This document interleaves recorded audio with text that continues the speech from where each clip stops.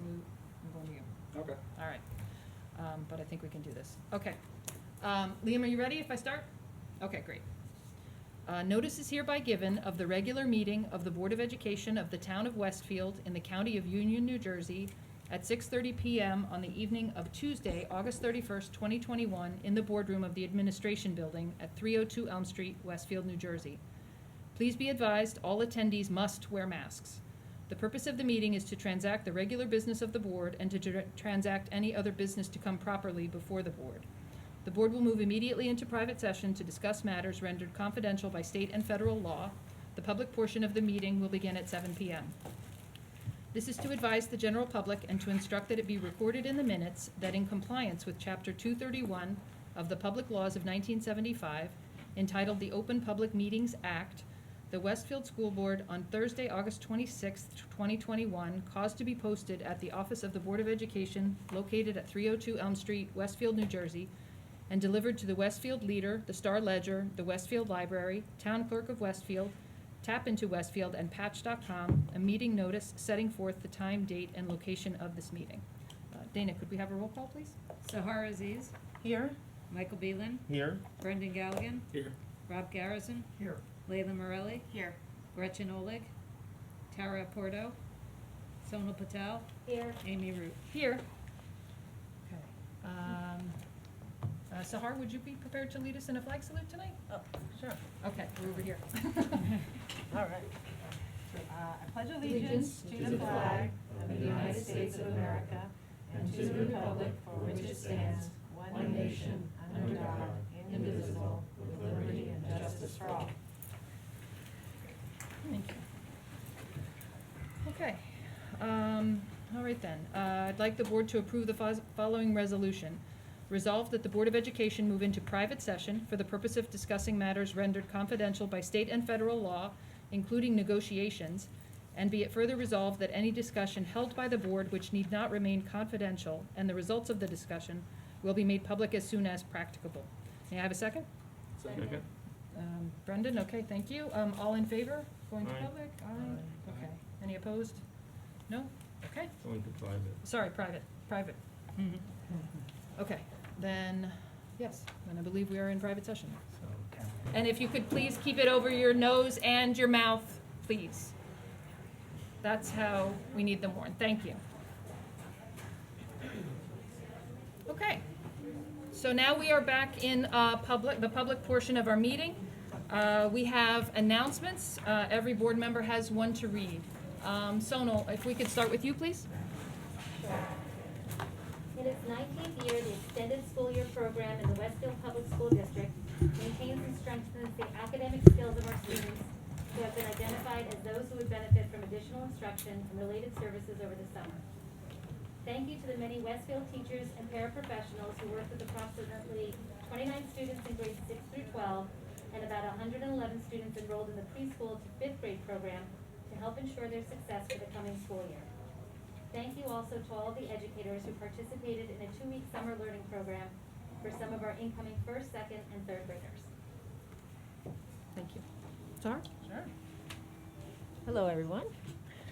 All right, thank you to all parents and guardians who have completed the required forms in the Parent Back to School packet on the Genesis Parent Portal. For those who have not yet had a chance to do so, please log in to the Parent Portal at westfieldnjk12.org no later than September 10th to complete the forms. Tara? Yep. The Friends of the Westfield Memorial Library is hosting its 10th annual Children and Teens Book Sale. Donations of books, CDs, DVDs in good condition can be dropped off at the library at 550 East Broad Street on September 19th from 1 p.m. to 4 p.m., September 20th from 10 a.m. to 8:30 p.m., and September 21st from 10 a.m. to 3:30 p.m. Sale days are September 22nd and 23rd from 10 a.m. to 8:30 p.m. A library story time will be held at 11 a.m. on September 23rd. Visit fwmlnj.org for additional details or contact info@fwmlnj.org. Gave me a tongue twister. To volunteer. Thank you. Welcome back. Mike? All right. The Westfield Green Team is collecting used book bags, reusable lunch bags, and new or gently used school supplies to donate to the Elizabeth Coalition for the Homeless. Please make sure the bags are clean and in good condition. Collection boxes will be placed by the front entrances of Roosevelt Intermediate School and Westfield High School on Monday, September 8th, and Tuesday, September 7th, for items to be dropped off. Thank you. Gretchen, do you have one? An Olympic theme was the focus of the English Language Learners ELL Summer Experience, a camp for Westfield students that provides meaningful enrichment activities to help students continue their English language acquisition. This year's ELL program welcomed 14 students in grades 1 through 5 whose native languages included Spanish, Korean, Chinese, Polish, Russian, and Portuguese. We extend our thanks to Edison World Language teachers Jillian Martinez and Mercedes Points, who run the ELL program, and to K-12 World Languages and ELL supervisor Enrique Pinque. Rob? 42 new staff members attended a two-day in-house orientation yesterday and today as part of the New Staff Institute, a two-year program designed to support first-time educators and those who are new to the district. Dr. Gonzalez and other members of the administration team were on hand to welcome everyone. Special thank you to Human Resources Specialist Barbara Ball, her assistant Carla Wolf, and the leadership team of seasoned Westfield educators who run the comprehensive NSI program.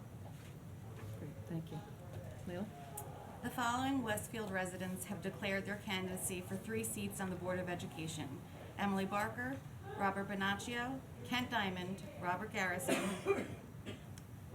I want to say, forgive me, Ilya Eric Kolchinsky, yeah, good, okay, Kristen Sonic-Schmeltz, and Mary Wickens will be on the ballot in November. Board of Education members whose terms are expiring as of December 31st, 2021 are Robert Garrison, Gretchen Oleg, and Tara Porto. The election will be held on Tuesday, November 2nd. The date for a board candidates night sponsored by the Parent Teacher Council and held at the Westfield High School will be announced soon. Thank you. Go ahead, Brad. We look forward to welcoming our students back on Thursday, September 9th. Please note that all Westfield Public Schools will be closed on Thursday, September 16th in observance of Yom Kippur. Okay. And the next meeting of the Board of Education will be held on Tuesday, September 21st, in this boardroom at 302 Elm Street. All attendees are required to wear a mask. The complete agenda will be available on Friday, September 17th, under the Board tab at www.westfieldnjk12.org. Okay. Now is the time that is our first opportunity for public comment. If you would just indulge me for just a moment, just wanted to read a short message to you all. Thank you for joining us this evening. Since I see some new faces here in the audience, let me make a few clarifying comments about how our meetings run. There's our 2 points, as I said earlier, on our agenda for public comment. The first for comments about items on tonight's agenda, and the second for comments on any item. Neither comment period is for questions and answers or for dialogue with board members or the superintendent. As an elected body, it is our responsibility to provide times for public comment so that our constituents can make their views and opinions heard. Each person who would like to speak should raise their hand, and when I call on you, please come up to the podium and state your name and address for the record. You will have 3 minutes to make your comments, and then please step away from the podium and return to the audience or to your seat. Please address your comments to me and not to any individuals, either in the crowd or any other individuals at the board table, if you could, please. Again, that's just common protocol at a public meeting. If we are able to address any of your comments at the end of the comment period, we will do so, but we might not be able to address all comments, and we are not required to do so. Okay? Just wanted to clarify that to make sure you all understand. So having said that, if we have anyone in the audience who would like to comment on any of our agenda items, if you could raise your hand. Yes? Mr. George? Sorry, you're at the back there. And just for anybody who's standing and doesn't have a seat, we have 3 seats here on the side and another 4 chairs over here. If any of you would like to come sit down, feel free to make yourself a spot up here. A few more people than last time. A couple more people, yeah.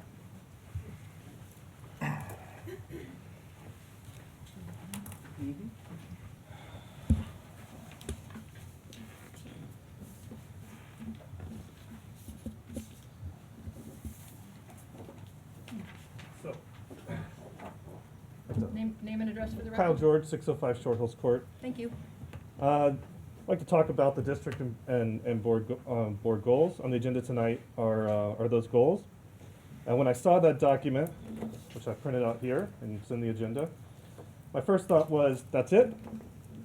These are the lofty goals the district is setting for 2021-2022. There's nothing on here about improving academic performance or STEM, and nothing at all tangible. For student achievement, the details are all about comprehensive health and DEI. On 8/24, the board discussed the idea of bringing in an outside curriculum consultant to do a DEI audit. The board should carefully consider bringing in an outside consultant. These organizations are paid to find problems. They will always find something. And after doing some research in this space, I see that many of the organizations that do this for K-12 are particularly biased. What is responsive classroom? Does everyone on the board know what it is? Please don't vote to make it a top priority unless you know exactly what it is and how it will affect K-5 classrooms. Overall, I think these goals are ambiguous, open to interpretation, non-aspirational, and non-comprehensive, with a hyper-focus on DEI. These goals aren't SMART. The SMART framework says that goals must be specific, measurable, attainable, relevant, and time-bound. Specific, what exactly are we trying to achieve? Measurable, how can we measure our progress? How do we know how we're doing? Can we actually, attainable, can we actually achieve it? We won't know if the goal isn't specific or measurable. Relevant, is it what we should be doing right now? Are these top priorities? And time-bound, does it have a specific time frame? None of these goals are specific or measurable. Therefore, we don't know if they're attainable. Without being specific and measurable, the district won't be able to tell if the goals have been achieved nor how much progress has been made. Regarding relevant, another way to look at relevant is that taken together, do these goals comprehensively represent the district's top priorities? Certainly, there must be more than this that we want for the district and thus our children. So, are these really the district's top priorities above all else?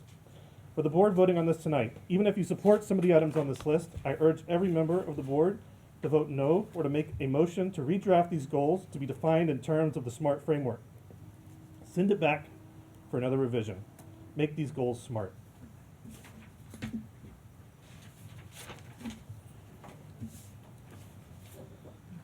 Thank you. Anyone else on an agenda item? Yes, sir? Thank you. Thank you.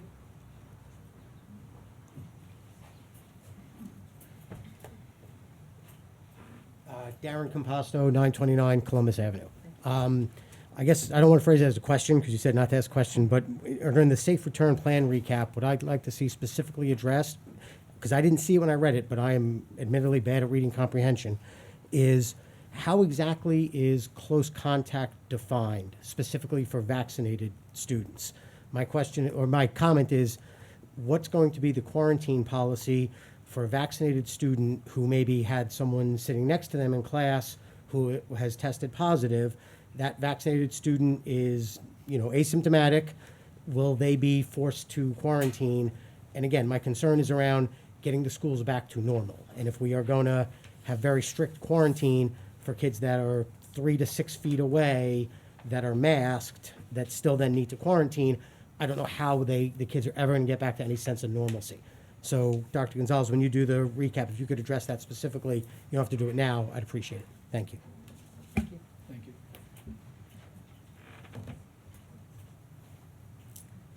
Anyone else? Yep, please, come on up.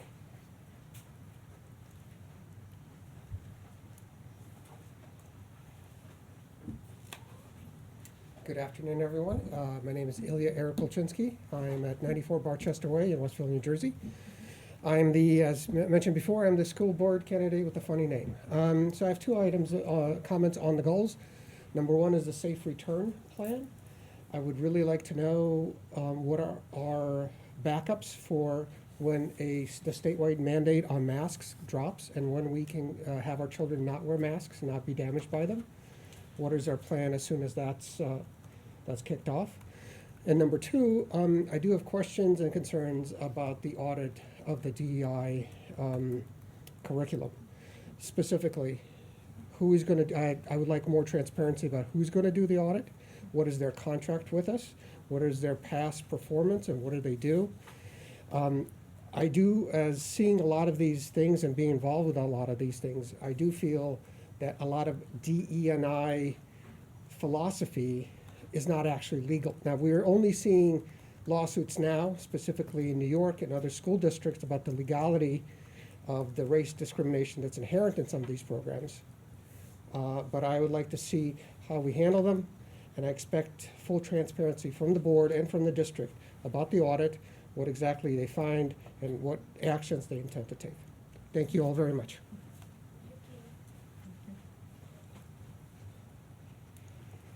Yes?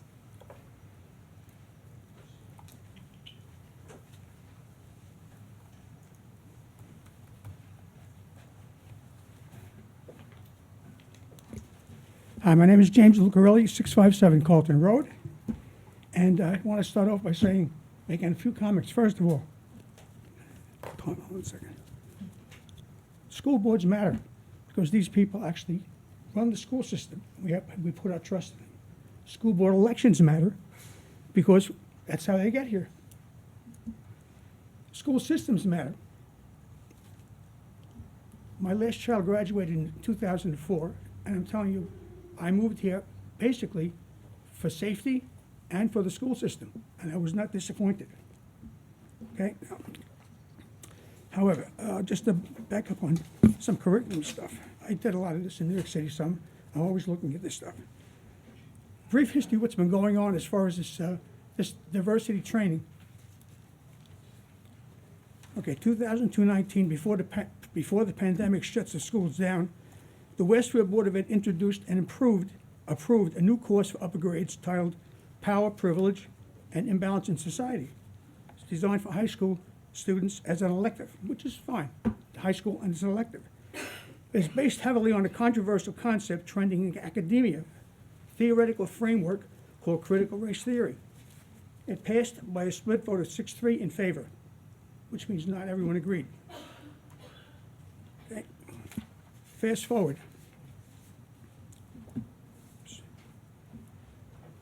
In the past year, some school parents have gotten a glimpse of what's going on in the classroom because of the Zoom and in-home training.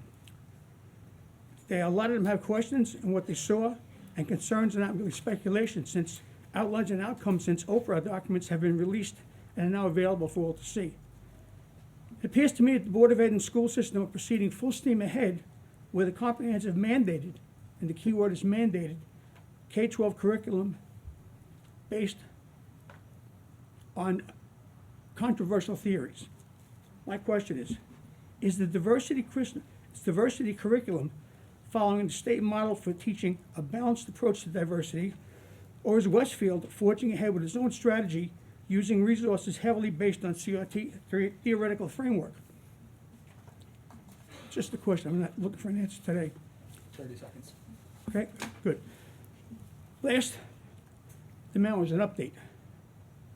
According to the teacher training outlines and outcomes, Westfield teachers are being trained to present and deliver instructional materials based on CRT principles to children starting as early as kindergarten. That's kindergarten. Oprah documents indicate there were at least 3 full staff development sessions during the pandemic school year, 2021, complete with at least 1 well-paid outside consultant. Here's my final question. While Westfield students and school systems were floundering during the COVID pandemic school year, why did the board devote so much time and resources, funds, money, on this expensive diversity training heavily based on critical race theory, instead of figuring out how to best maintain and improve during the pandemic and to prevent students from academic skills from eroding? Thank you. Yes? Would you like to come up?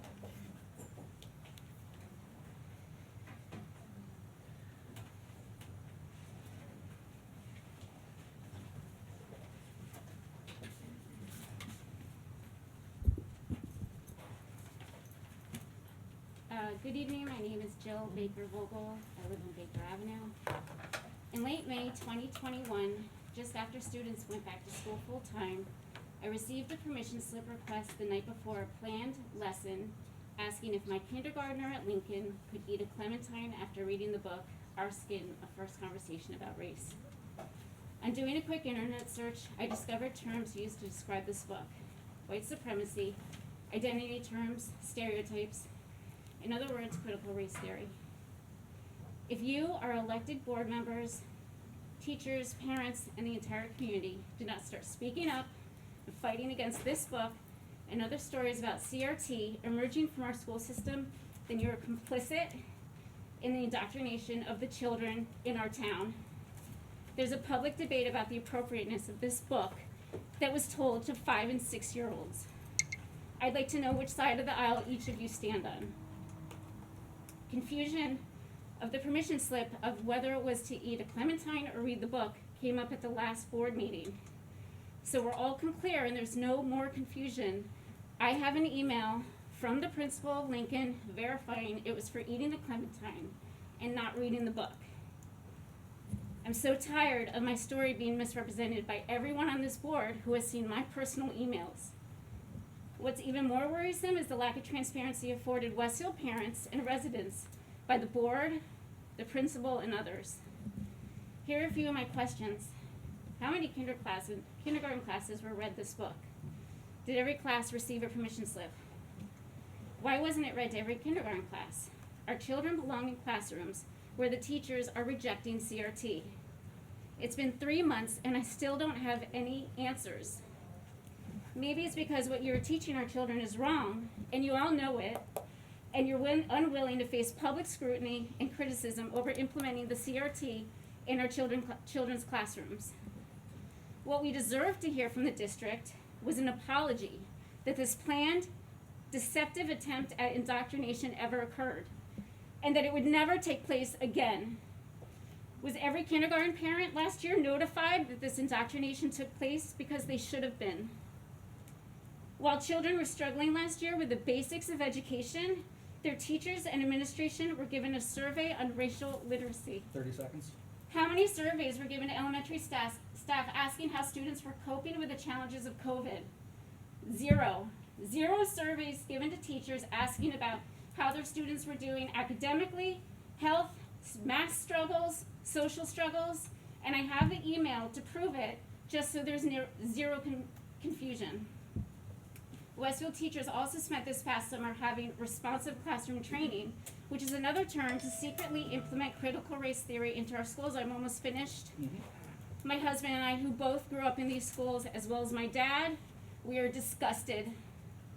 It is our job to nurture our children on their moral values, and it is your job to teach them the basic fundamentals, and you are failing all of our children. We are waking up to the CRT indoctrination happening in the school, and we demand answers and transparency for every parent and resident in this town moving forward. There is strength in numbers, and our numbers are growing, and we're done being silent.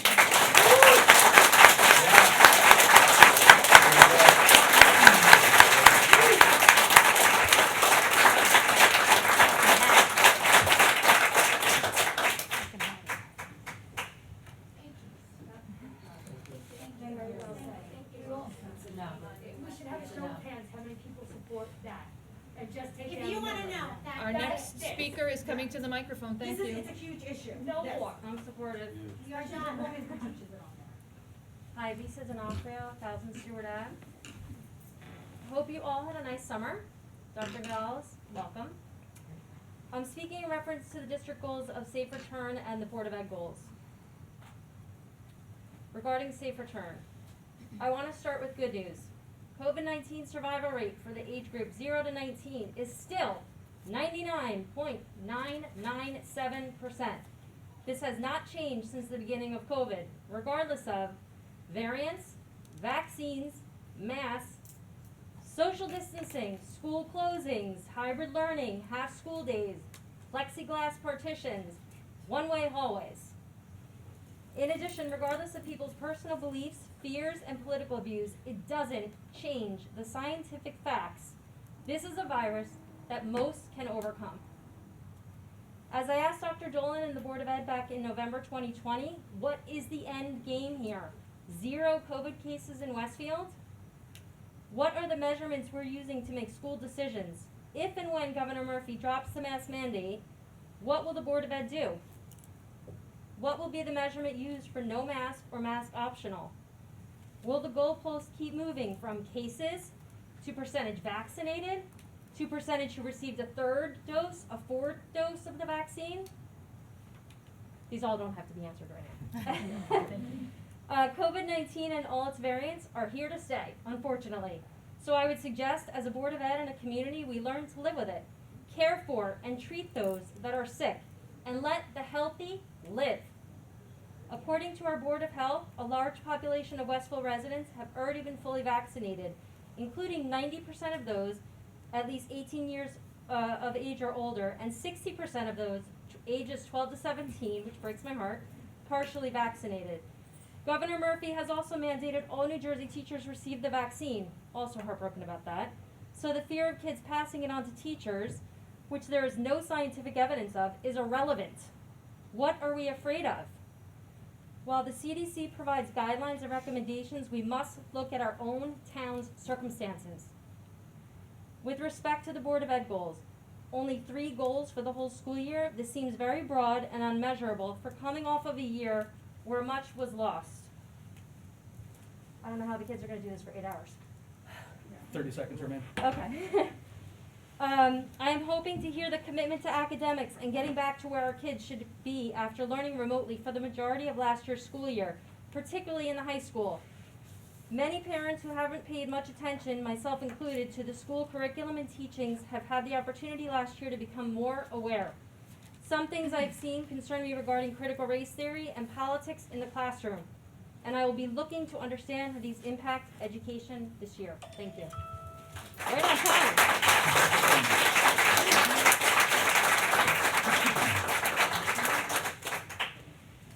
Okay, yes?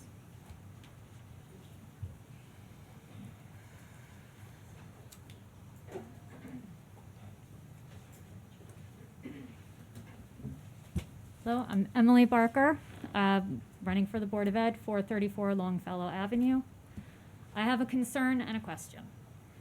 My concern is that as I review the goals for the year that the board and Dr. Gonzalez have laid out, and I look at the books that are featured in the middle school and the high school libraries, it looks as if all of our district's goals center around DEI and race. There are no goals that seek to improve the children academically. According to Mr. Pinero's presentation at the end of last year, thank you for that, the reality of the pandemic is that there is learning loss, and it is a big issue. So my question is why, with all the learning loss that we know about, are we putting all of our focus on racial literacy, DEI, CRT, whatever the board, the district wants to call it, because we all know it's been called many different things. The board's hyper-focus on race is out of step with what our children need coming out of a pandemic. Thank you.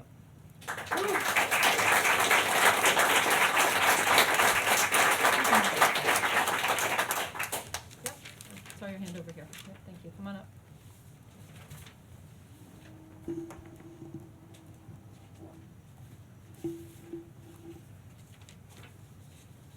Hi, good evening. I'm Jeanine McGuire, 209 Woodland Ave. So I just wanted to say a few things. I have 2 children who attend Holy Trinity School. We were open full-time last year, full day for the entire year. I was also teaching there 2 days a week, so I feel that I had a little bit of a bird's eye view to see what was going on. We were pretty successful. We did have to quarantine from time to time, but other than that, we had 0 cases of COVID. There were a few amongst staff, but it was very low rates. What I'm most concerned about is the masking. And our children are now being raised in fear. Fear of each other, fear of the world, fear of illnesses and viruses, and even fear of the air they breathe. They're being taught to fear everything. And this psychological damage is being done, it's irreversible. We can never change it and go back. And it's basically a big experiment. I witnessed firsthand, I was working with K to 4 students, what was going on. And they can't understand each other. There's a huge amount of frustration. They can't understand me. They rely on expression and emotion and things like that. And it was very difficult, day in and day out. I can't even go into the different layers of what it was taking place on a day-to-day basis. We're teaching them that they're sick, that they're dangerous, that they could kill someone. I had one student say to me, "Don't touch me, because if you touch me, I could go home and give my grandmother COVID and she's going to die." So there's a lot of drama and fear being caused by this, and never mind drama, it's trauma to them. I've watched this experiment unfold over the past 16 months. And as a mother, I have a daughter who is very active as a runner. She couldn't breathe. I mean, literally, she had headaches at least 3 or 4 days a week that she was complaining of. When I called my pediatrician, I was given the name of a neurologist. I don't have to go to a neurologist to understand why my daughter's suffering from headaches every day.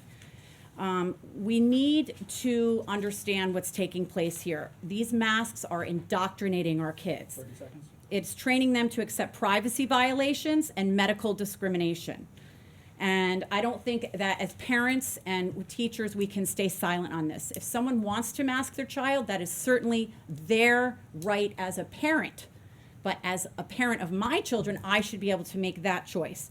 Schools are part of the living community, and they're there to serve our children in a healthy and humane way.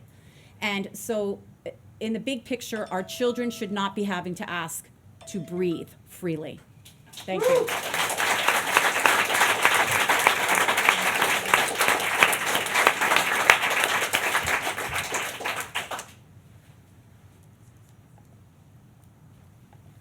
Thank you. Sorry, didn't want to not say thanks.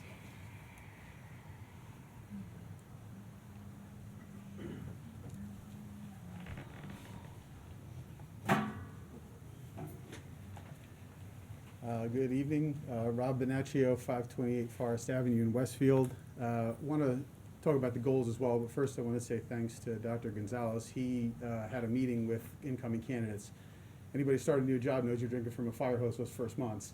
So for you to take the time out, meet with us, I love the knowledge, I love the enthusiasm, I love the professionalism, so I really do appreciate that and taking that time, and I wish you the best of luck going forward. I felt very optimistic we're in good hands. And then I saw our board goals. And the superintendent's goals seem to be the same things that we've been dealing with for the last 18 months. And my concern here is, let me try a different way.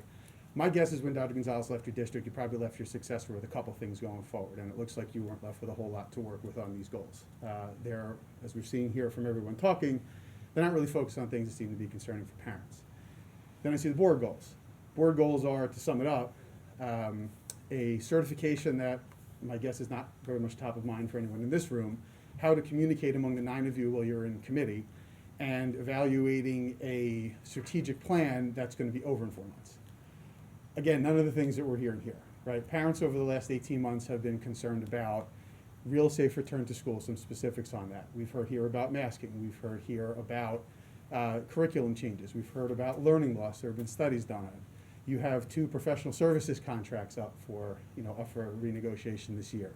I know most of this room, a lot of this room is here for fields, whether it's the plan that was proposed here for Edison or the general lack of any form of maintenance with them. I haven't seen an acceleration for maintenance plans in the schools. We're so concerned about COVID and the rest.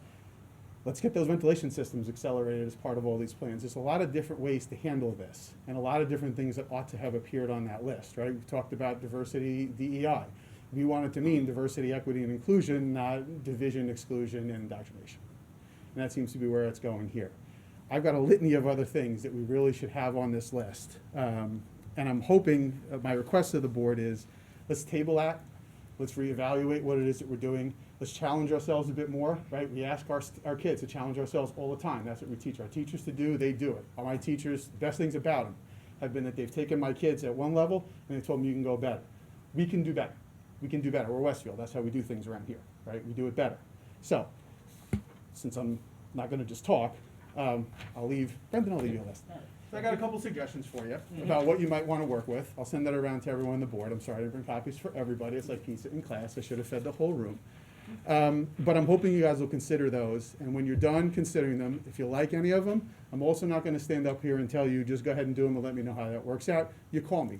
And I know, I'm fairly certain I speak for a lot of people in this room when I say if you get the parents involved in anything you're doing, which has been a major failing all the way around here as of now, new year, new thought process, call me. I'll help you with any one of those. And now my toaster waffle is done. Thank you very much.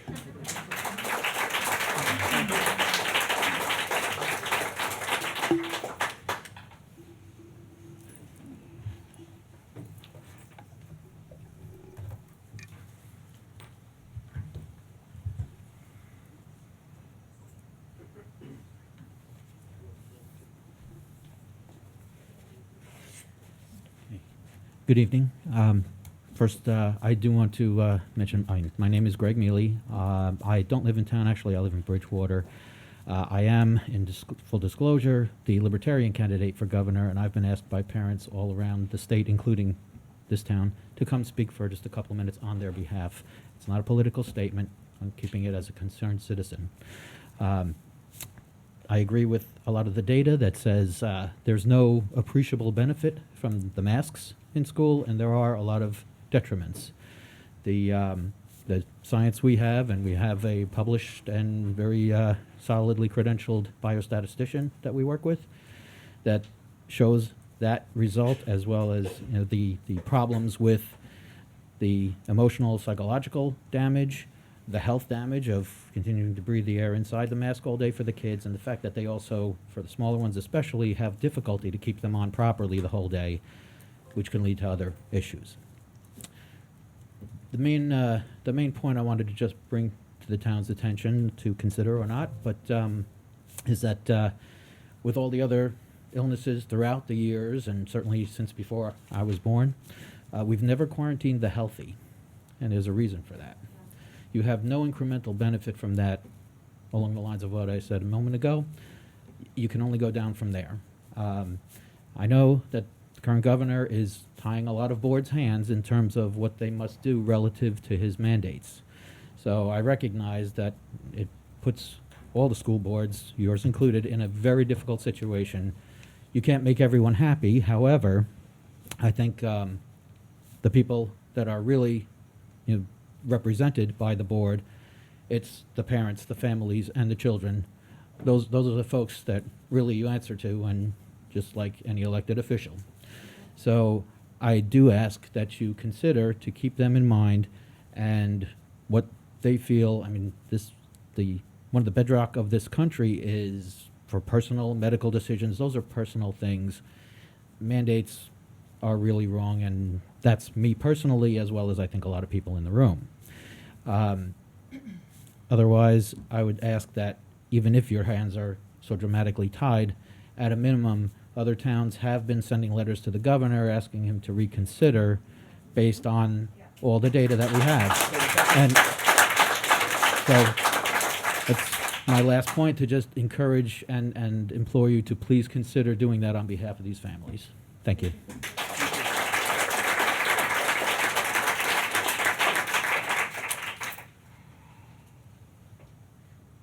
Is there anyone else in the audience who'd like to make a public comment about an agenda item?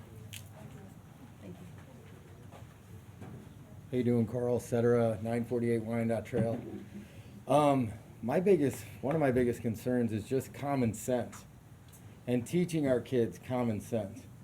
I don't think that's going on, because everyone in here is going to leave the room, go out, take your mask off. One, it doesn't even work. So our kids go to school, and they're out with their friends after school, before school, all week. They go to restaurants, they go everywhere they want to go without a mask. But then they go to school. And this is where they're supposed to learn something. But how can they even think they're going to learn something when they come up and everyone's wearing masks? It makes no sense. And then you have public officials that are out to dinner without masks, having parties, having huge soirees, but the kids have to go to school and sit and breathe. I can't even breathe right now. And I guarantee you, if I took all of your masks and tested every single one of them, the germs and the amount of sickness that is in the mask is insane. If you look at the box of the mask, you tell our children to read and to comprehend. On the box of the mask, it says, warning, this does not stop viruses. So we're wearing masks that don't even work. I mean, where is the common sense in that? Is that what we're teaching our kids, to not think for themselves? And I'm a parent. I should have the choice to tell my children what they can wear or what they can do. I don't need anyone in this room to tell my kids to sit and wear a mask all day long. And who is the governor? Who's the governor to think he can do that? So I don't care if your hands are tied. That's how change happens, and that's how things change in society. Because you need to stand up and tell the governor we're not wearing masks because it's a joke. It's so stupid. And then I'm going to walk into a restaurant, I'm going to wear a mask and then sit down at a table and eat. Come on, it doesn't make any sense. Could you please put it back on, please? Oh, I'll put it back on Thank because you. God forbid anything happens. So anyway, my comments is that this is a sham, it's a scam and a complete joke, and we need to get our stuff together and do the right thing. So please, talk to the governor. I don't care, tell him, guess what? Westfield said, we're not going to listen to what you have to say because you don't control, you don't have the executive force to do that. He thinks he does, but he doesn't. So I say no masks, and that's all I have to say.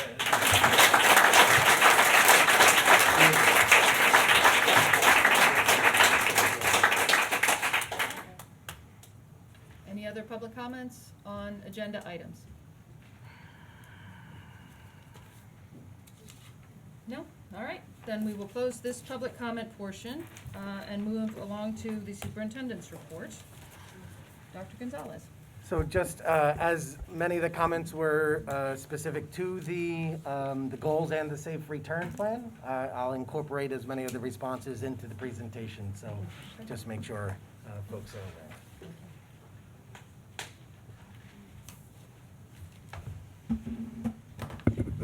First of all, thank you all for coming out to welcome me to Westfield. I know that's the reason why you all came out. It was so great to see you all, and certainly I do appreciate it. But in all sincerity, the passion that I feel from the community is the same passion that I felt from this board when interviewing, and it's the passion that I continue to experience every time I interact with any member of the school community. Staff, students, any member of the community who I've come into contact with has been 100% in favor of doing what is right for Westfield. And I truly appreciate and respect that, and also understand in doing the work that we're not always going to agree. So I do appreciate having the ability to have dialogue with everyone and to hear from everyone. So thank you again for truly coming out and sharing. So this evening I will be presenting on the superintendent's report, which will include both a recap of our district reopening plan, or a safe return plan, because typically that would be something that I'd want to be able to do prior to sending out the plan to the full community. I'd like to be able to make sure that I share that with the full board, make sure I have the ability to allow for this sort of public presentation, and then allow that feedback to continue to feed into the development of that plan. Given the nature of our meetings, given the nature of and the timing of my arrival, unfortunately we're a little bit out of order here. But nevertheless, I did want to use the opportunity to just summarize what has been presented up to this point, beginning with the August 20th communication that went out to the families to provide an overview as well as a more detailed description of what we had in store. In general, our plan does call for 5 days of in-person instruction with lunch and for staff and students. And what that means is the world of hybrid instruction, the world of partial days of instruction will be in the past. For us moving forward with the plan that we have presented and with the task that we were engaged with, the focus has been on returning to as close to a full-time normal experience as possible, but recognizing some of the artifacts that we see are anything but normal, but we're coming closer and closer every day. Everything that you see listed there is a continuation of the work that had been done in this district as well as throughout the state and the country, which is trying to focus on health and safety, focus on quality instruction and being able to identify students where they are so that we could bring them to the learning objectives that are set forth both in our curriculum and the state standards. And in doing so, identify any learning needs that may develop along the way. We also want to focus on consistency, emotional consistency, instructional consistency, recognizing that there may be some students who are walking into our schools for the first time in 17, 18 months because they were not able to join us or choose to remain home during the school year last year. So we want to make sure that their experience allows them to transition in safely and securely while also providing that consistency across the school years and certainly throughout the course of the year. Communication of clear expectations, again, for staff, students, and family would be one area that we always want to make sure is a priority for us and in this plan.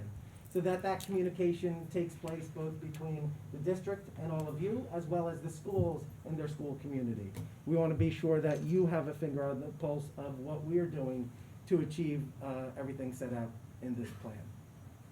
And last but not least, we are governed by the governor's office, by the Department of Education, by laws, by statutes. And certainly in the case of this public health emergency, we are also governed by the health professionals through the Department of Health, as well as the local health departments that we're working with. So all of those will feed into the work that we engage in this year. Just a brief timeline of what has transpired since last year, starting in the spring. In the spring, we began to phase in, and I say we, because now I'm a proud member of the school community, but the Westfield Public School District began to phase in an increased number of students, increase in the number of days in school for in-person learning.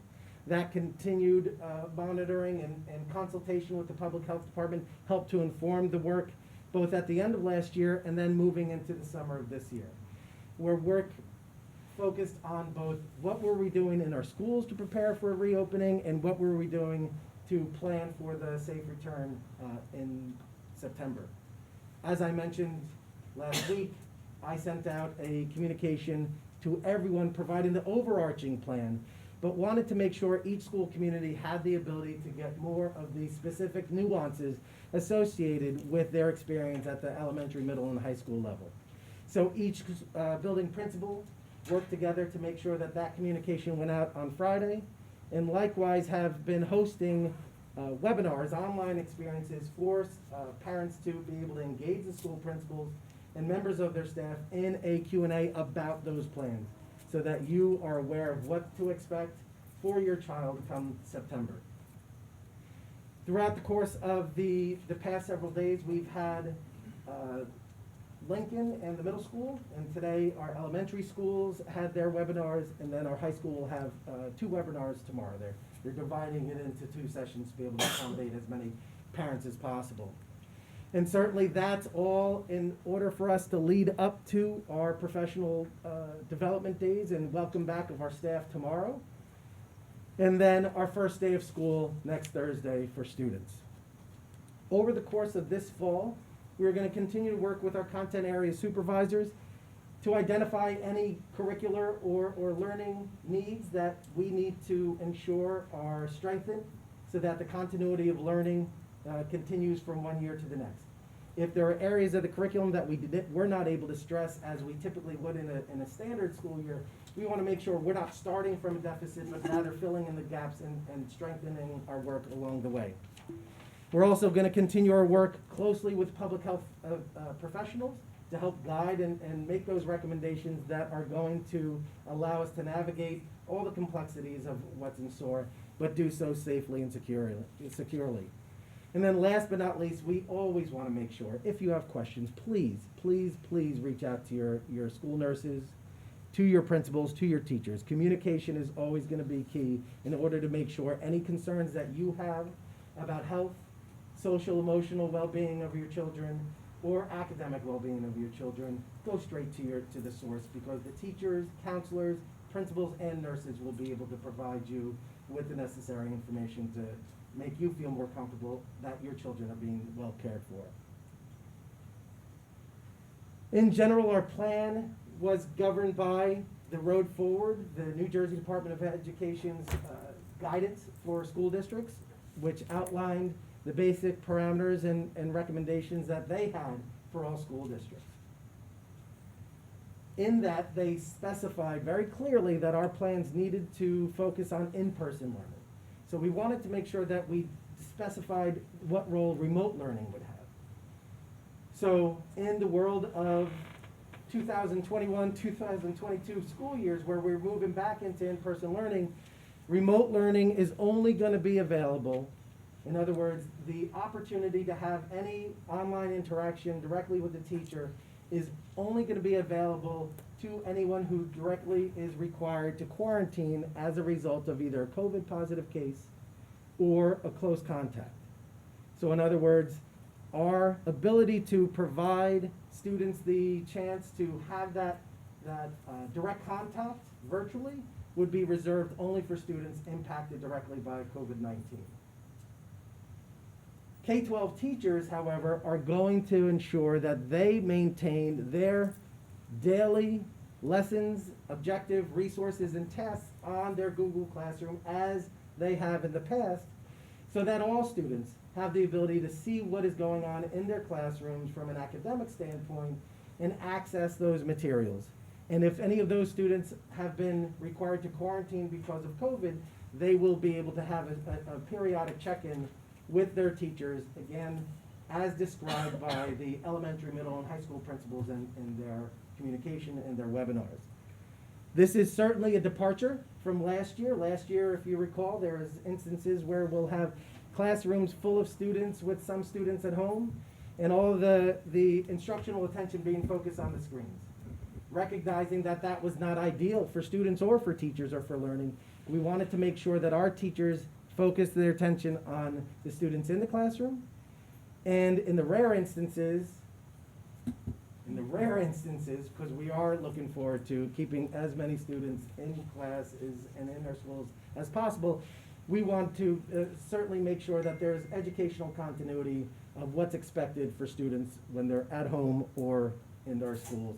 So certainly we're hoping that this then becomes what will allow students to feel that they're not losing ground or not losing time if they're at home for any reason.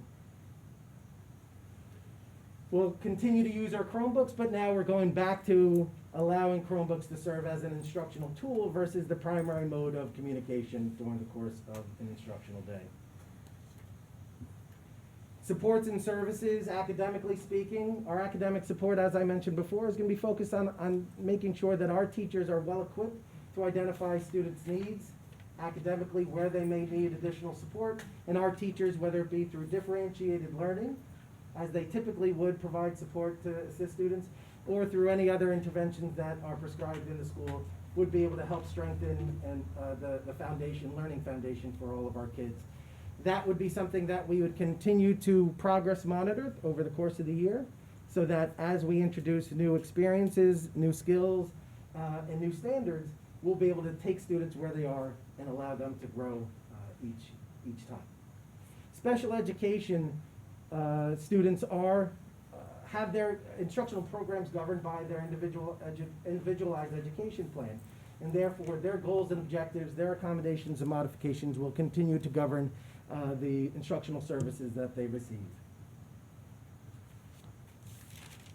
In the realm of health and safety, these are very familiar areas: hand washing, hygiene, sanitization, physical distancing, all those things certainly are core to our mitigation strategies. And currently, we are governed by the executive order of the governor. That is what is the law and the mandate as of today. But going back to the question, what happens if the mandate or when the mandate is lifted? And the only answer I can provide at this time is that we will confer with our health officials to see what our options are. And if those options allow us to be more relaxed in our use of of masks, then we would certainly exercise those opportunities. But at this point, without having an idea of what the options would be, we could only surmise what the possibilities are. But recognizing that local and environmental, as well as the health context of each community may differ, I look forward to being able to have that differentiated opportunity for all of our schools and our communities. But at this time, we are governed by the executive order, as well as the exceptions that you see listed there. Fortunately, this is just gonna be a presentation. I was just wondering why, in Excuse me, Florida, the- they didn't listen to their governor if he had an executive order. So you could choose to not follow it. You don't have to follow it. You're just saying you wanna follow it. That's what you're saying. You don't have to follow it. Because they're leaders down there, Yeah. not followers. Yeah. So for Thank help, You don't have to follow it. Excuse me, let's let the gentleman, let Dr. Gonzalez finish, please. You guys had your chance to speak, now it's his Well, turn. I'm saying you don't have to follow it. So the daily health and home screening is another area of the plan that is gonna look slightly different from what we had experienced in the past. Rather than having a daily requirement, and here's a perfect example of where we do have discretion, we're exercising that discretion. We are asking parents to fill out an attestation on the back to school packets that they've been filling out that will confirm that they will conduct their home screenings each morning to make sure that they're not sending their students to schools potentially under the weather or symptomatic with any of the symptoms that you see listed there. The key, once again, is communication. Please reach out to your school nurse, to your school principal, if you foresee that there is any potential that your student is feeling under the weather, so that they can help guide you through to the next step. The conversation now turns to contact tracing, isolation, and quarantine. And what I could tell you, the gentleman had asked about specifics regarding the definitions of close contact and quarantine. As of now, the March 23rd guidance from the Department of Health is the only guidance that currently exists for quarantine of students and staff. It does reference differences depending on the activity level in the community. It also does reference differences between students who, or anyone who may be vaccinated or unvaccinated. So, Excuse me, excuse me. You're out of order. We're finished with public comment. Thank you.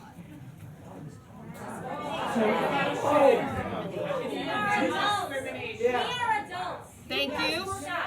This is a public meeting, and we are now listening to the superintendent's report, please. We will have another time for public comment later in the meeting.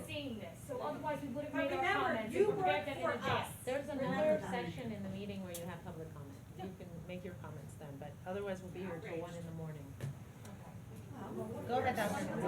So, again, the contact tracing guidelines have not been updated, with the one exception. The CDC recently revised their definition of close contact so that students, as long as they are wearing a well-fit and suddenly fit mask, they would not be considered or required to quarantine if they were in close contact with a student who was considered to be a COVID-19 positive case.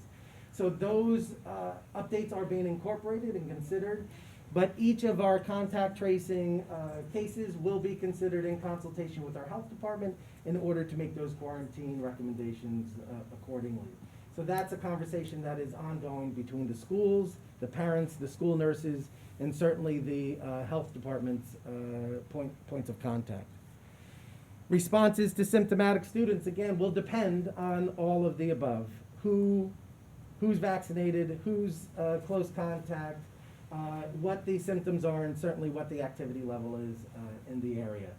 But that would be something that we would defer to the health department in order to help guide us. Last but not least, on the topic of travel, those advisories that have been posted on the Department of, actually the governor's, the state's website, are recommended advisories. Those are areas, again, where we do have discretion. And through our conversation with the health department, we've confirmed that our implementation of the advisories will require quarantine for only individuals who travel internationally who are unvaccinated. So if you travel domestically, unvaccinated or not, there is no travel requirement. And if you travel internationally but are vaccinated, there is no quarantine requirement.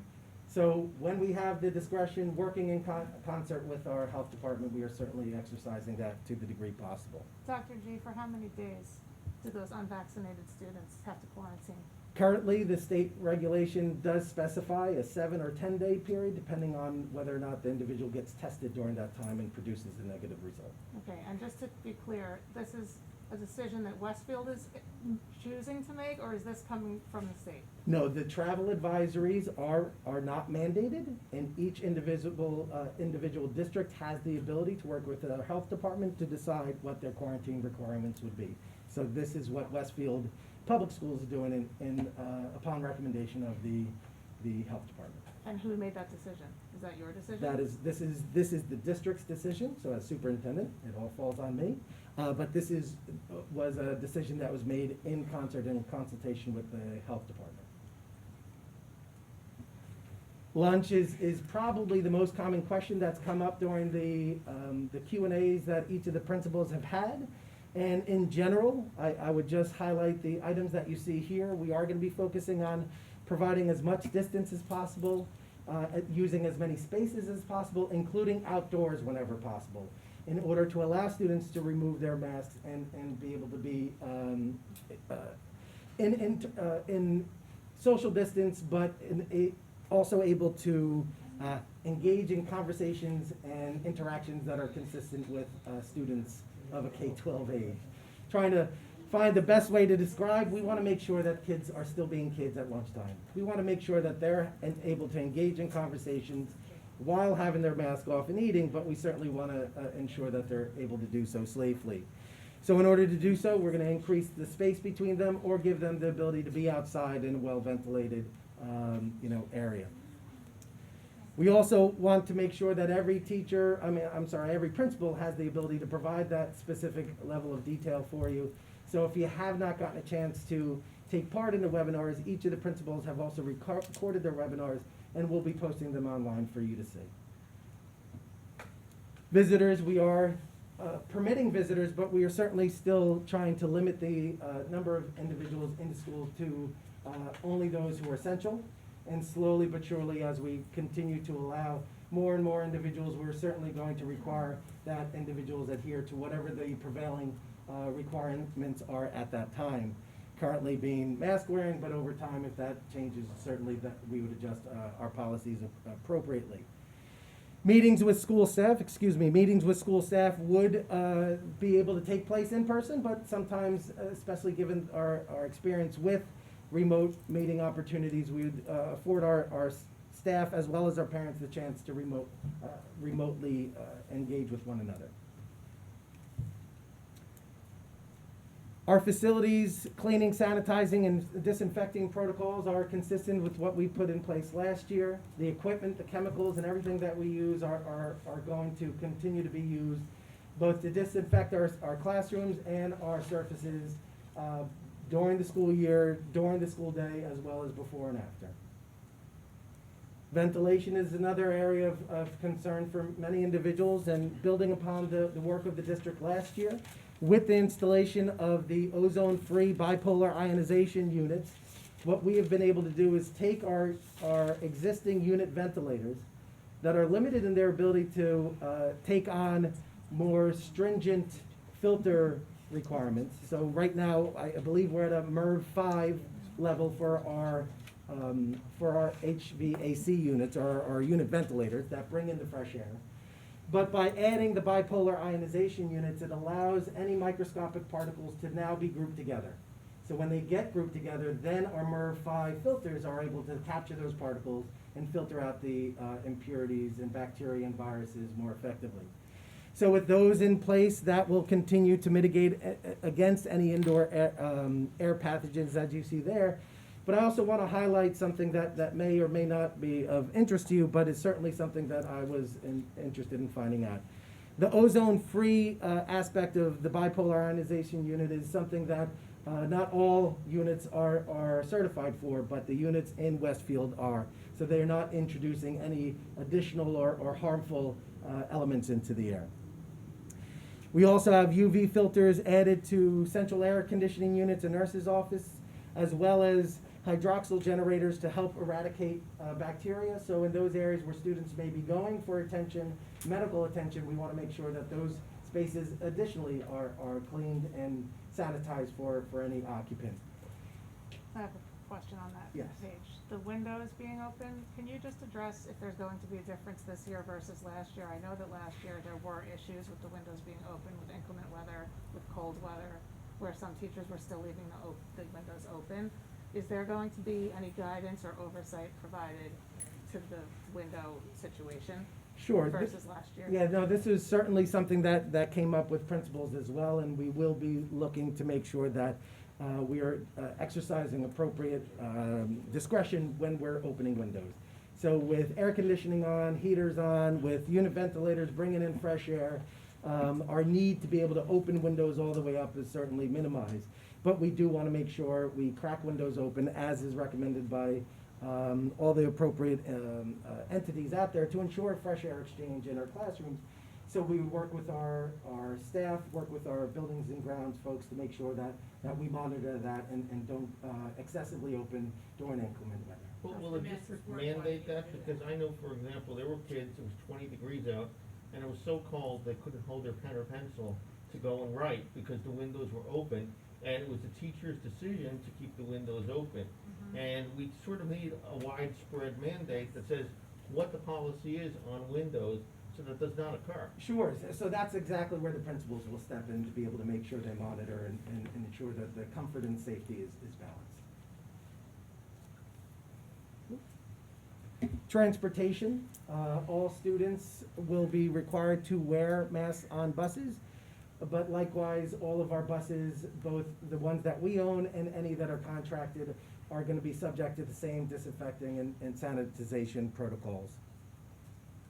Are we going back to full bus service, pre-COVID bus service? Yes. Okay. So the last few slides are just highlighting some of the additional areas. We do want to re-emphasize that our focus is going to also include acclimating our students both academically to the return, but also social and emotionally as well. So those social and emotional supports are going to be an area of emphasis and focus for us as a school district, both for our staff and for our students, so that they can present themselves in the most optimal means fashion for both teaching in the classrooms and learning in the classrooms. I had a question about that. Yes. We are adding a SAC counselor for the high school, and the responsive classroom is K through 5, correct? Correct. What are we doing to address social and emotional support at the middle schools? So those are just additional items that have been added this year, but across the board, we're going to continue to use our guidance counselors and counseling staff, as well as other resources such as our partnership with Effective School Solutions to be able to provide the professional development and training so that our teachers are equipped with the tools necessary to support the social well-being of students in their classrooms, as well as being able to manage their own potential stress or anxiety as well. So we do still have our existing counseling staff and resources that are available. What was mentioned with regards to responsive classroom and the student assistance counselor were just the additional items that were introduced this year. Okay. So athletics, we're pleased to say that we are planning for, and I want to emphasize, we're planning for a full athletic schedule this year.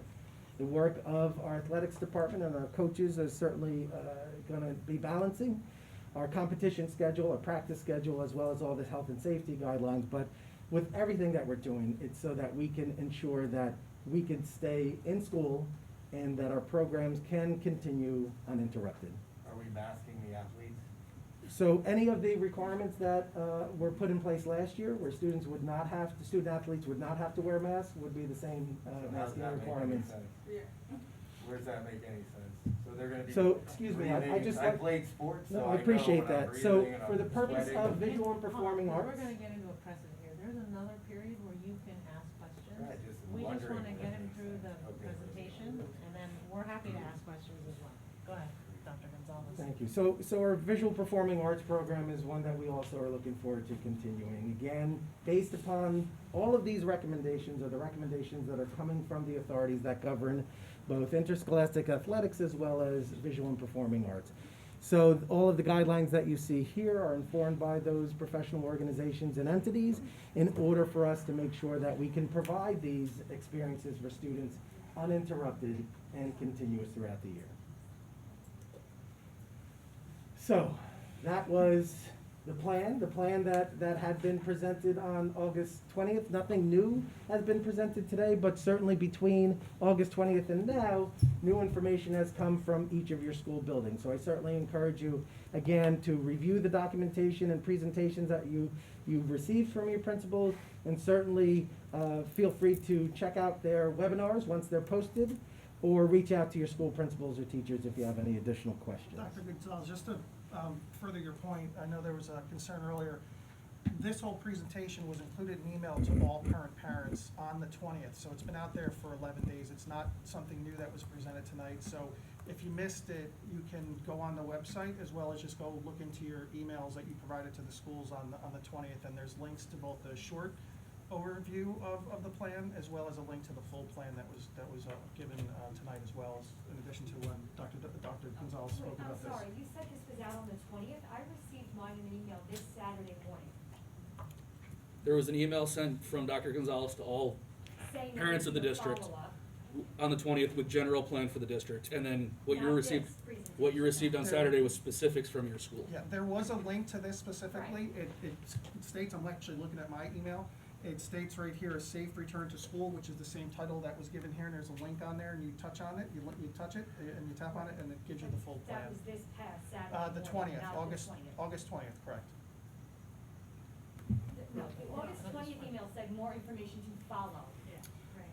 And then this presentation was included in a link on Saturday morning, this past Saturday morning. I'm just telling you what went No, out. but I'm saying, those are the facts. No, I'm telling you what went out. The email's here, I'm actually looking at the email, and the email was sent out to parents on the 20th. Look, at the front date of what you're referring to with this hyperlink. We can respectfully disagree, but I'm actually looking at my email that I received as a parent But don't you on the wanna know what 20th. was emailed, like the date? So I have a couple questions. This is the time for the board to speak. We have a period where you all can speak. First, I just want to thank you all for being here. I think this is what democracy looks like. We're all very glad that you're engaged, and many of us on this board are parents, so I'm thrilled that you're here. But at the same time, we do have a protocol. And again, you do have an opportunity to speak again. So as an elected official, I would like to ask some questions. First, I want to welcome Dr. Gonzalez. We're so excited that you're here. This was a very competitive hiring process, and we're very lucky to have you as the superintendent. These are difficult times to be a superintendent. And just a few points I wanted to highlight, because I know that people have raised this, and I think it's totally legitimate to raise whatever concerns you have. The first is I just want to highlight in your strategic plan that you put in here professional development goals to implement strategies for pre-assessing learning gaps and designing learning activities to address student needs. And that's something that, at least in my capacity as a board member, I support. Right. And we talked about this. Right, we discussed at our meeting last week, but we only discussed in verbal form. It's the second part of what Dr. Gonzalez is gonna get to in just a minute, so that Okay. people will be able to see, you all will be able to see it, because that Okay. has not been in written form for you all to see yet, but it is coming up. It's been part of the agenda packet that got sent out last week that people were able to link to. Some people have made comments about it. For those of you who haven't seen it, Dr. Gonzalez will present it Okay. for a You're moment, gonna and it will present it, then I'll certainly let you do it. also I be just available on the website going forward. Okay. So you are sort of commenting on some language that the general public hasn't fully seen yet, so. Okay. Uh-huh. Then I will let you get to that. I just, Well, because very good. Thank people you. mentioned that we weren't talking about, Student learning achievement. gaps. Yes. We are. The goals were not focused on the learning gaps. So I think this is a perfect segue Go to ahead. the goals. They are. Yes. And I do want to highlight there was comments regarding the nature of the goals, that they're not considered SMART goals, and I would certainly attest that from the definition of the specific measurable, achievable, and time-bound aspects, we certainly would not be reflective of that style of goals as district goals. District goals are generally process goals. What are those areas of focus? They're not the only areas that we are focusing on as a district, but they are the highest level that we wanted to bring to the attention both of the community and the district and the entire staff, so that our work will continue to report out on these items, as well as emphasize the responsibility for us as a school district to communicate regularly on the work that we're doing in these areas. So again, this does not mean this is the only thing we're doing this year, but it certainly represents some of those high areas. And those high areas that came about through the development of these goals were based upon the conversations I've been hearing, based upon the conversations that have come out tonight. So again, I certainly look forward to explaining that in further detail as I move through. So the first goal, I think, is on top of everyone's mind. The reason that the safe return is a goal is because we are returning to school full-time, in person, in a way that we have not been in the last 17 to 18 months. We want to make sure that we're able to not only return safely, but we want to be able to make sure that we stay in school. We want to make sure that we stay full-time. The last thing anyone wants is to be able to go back to the way it was 17 months ago, let alone even 4 or 5 months ago. We want to be able to make sure we put something in place that sticks and allows us to shed ourselves of our masks, return to the activities and the engagements that we are used to, but that is something that will take time. And I'm confident that everything that we're going to put in place will allow us to take those steps to get back to normal in a reasonable amount of time. So the areas that we focused on, and you've heard them in our plan, which is why these will likely sound familiar, will be on student and staff wellness, will be on health and safety, and will be on educational continuity. All of those things that were reflected in our plan remain the area of focus for us as a school district. Moving into the second goal, student achievement. Student achievement is just an opportunity as a school district to remind us of what our primary focus is. Why are we here? We are here to make sure that our students are learning and to continuing to progress in their learning throughout their experience, pre-K all the way up to the high school. So as a result, our ability to be able to focus on student achievement is experienced through our focus on curriculum, what's being taught, how it's being taught, and instruction, which is the professional development that builds the capacity of our teachers to be able to implement these curricular initiatives and content area experiences. So that's where curriculum and professional development sort of work together to support student achievement in order to provide our students with the best experience possible. Again, what you see here are based upon high-level requirements and high-level areas that have been brought to our attention either through the state or through the requirements of the Department of Education's New Jersey's student learning standards. So this year, our focus on the K-12 comprehensive health and phys ed curriculum is required through the State Department of Education.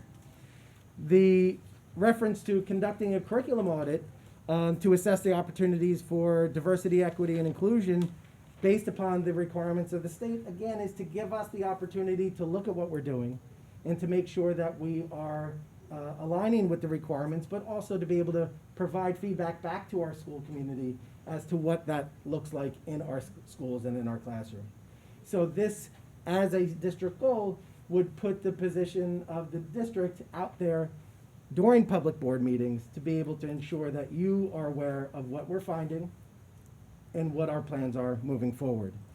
In the realms of professional development, we've already spoken about the work that our teachers and content area supervisors are doing to jointly identify what those learning gaps or needs may be, and being able to provide assessment strategies and responsive instructional strategies to address those.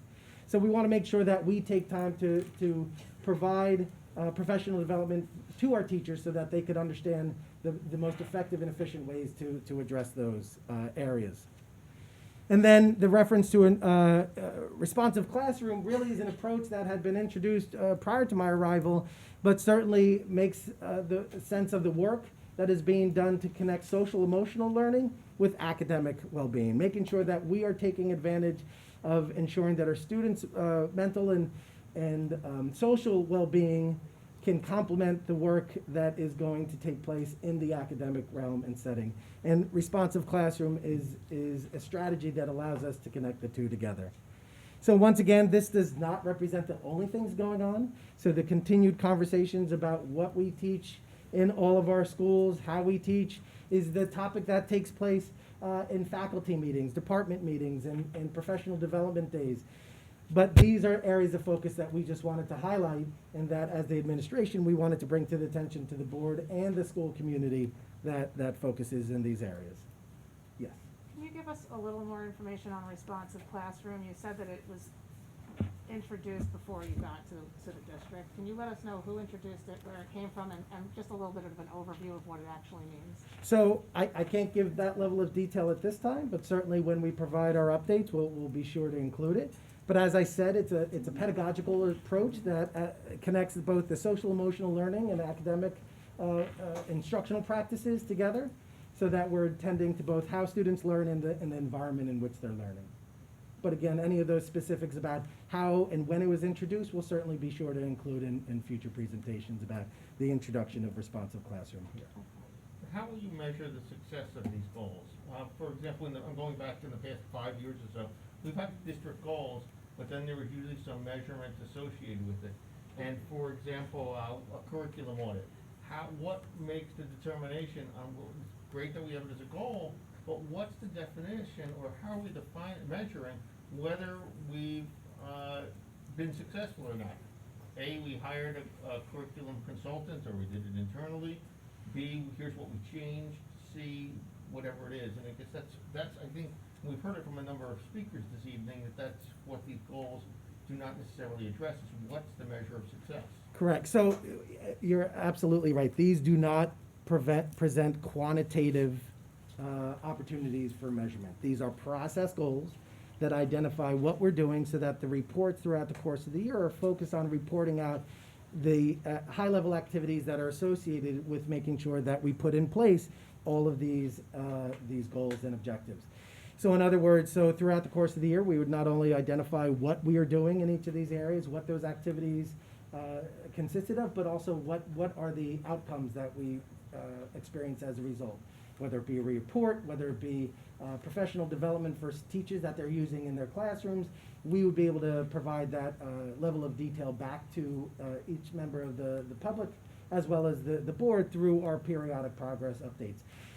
But the process goals are goals that are consistent with district goals for highlighting the importance of what we're doing as a school district, school community, so that the work of the Board of Education to approve contracts, to approve motions that allow us to engage in these activities, we would certainly want to make sure we highlight. And then, as I said, report out throughout the course of the year our progress towards putting those in place. But no, you will not see measurable targets that say, you know, provide an arbitrary number, 10% of students will do X, Y, and Z. We have those in all other aspects of what we do through the state accountability systems. That's why our district goals are really focused on what we're doing to help really achieve our ultimate outcomes. What are our students learning in each class? So our state standards, our grades, our absenteeism, all those other student demographic and learning outcomes certainly provide us with data for seeing how all of this great work is going to positively impact their students. But most importantly, again, these goals I do not want to be confused with standard SMART goals that would connect us to quantitative, measurable pieces of data. This is really focused on what we do to accomplish these important tasks. And Dr. Gonzalez, in terms of the curriculum, that's really based on the new legislation that was passed and signed into law. So the goal of the district is to ensure that we're actually in line with what the state has required the district to do. Correct. Consistent with our updating of our curriculum for all other content areas, science, math, social studies, and so Just under implementing strategies for pre-assessing learning gaps and designing learning activities to address student needs. So I know that you can't measure an implementation strategy anyway, but I assume that there are IEP-driven goals based upon that. There are goals within the classroom, sure. SGOs that are actually measurable. We don't have access to them as constituents or board members, but that particular goal, addressing the learning gaps, like Mr. Pinero will have hard data on what gaps were identified and how they were addressed and rectified. And I do not want to suggest in any way we are not Oh, Dr. data-driven. Pinero, sorry.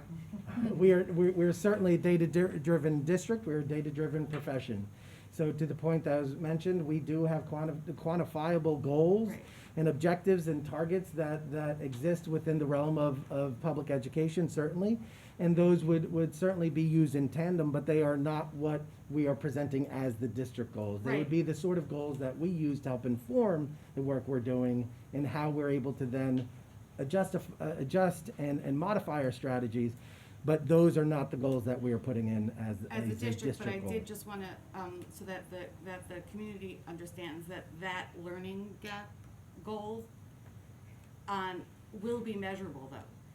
Maybe not from, according to the district, but in terms of curriculum and in terms of student growth, objectives and all of that, there will be measurable data on that so that we can see where the children are making progress, how our strategies have, forwarded their development. Sure, which is really why I would just draw the attention to what had been mentioned in the academic support slide of the previous presentation, which focus on our use of assessment to identify those learning areas. So yes, I echo what you're saying directly. So the other two goals that are listed here really try to reframe the conversation. There's a number of individuals who have expressed concern about what they are seeing or what they believe is happening in this classrooms. So I want to be able to put the district in the position to be able to provide updates on what we are doing in the area of diversity, equity, and inclusion that is both standards driven by the state as well as driven by the school district. So I want to be able to make sure that we provide our focus on this, as it has been a focus of this school district since prior to my arrival, and even as evidence during this meeting tonight.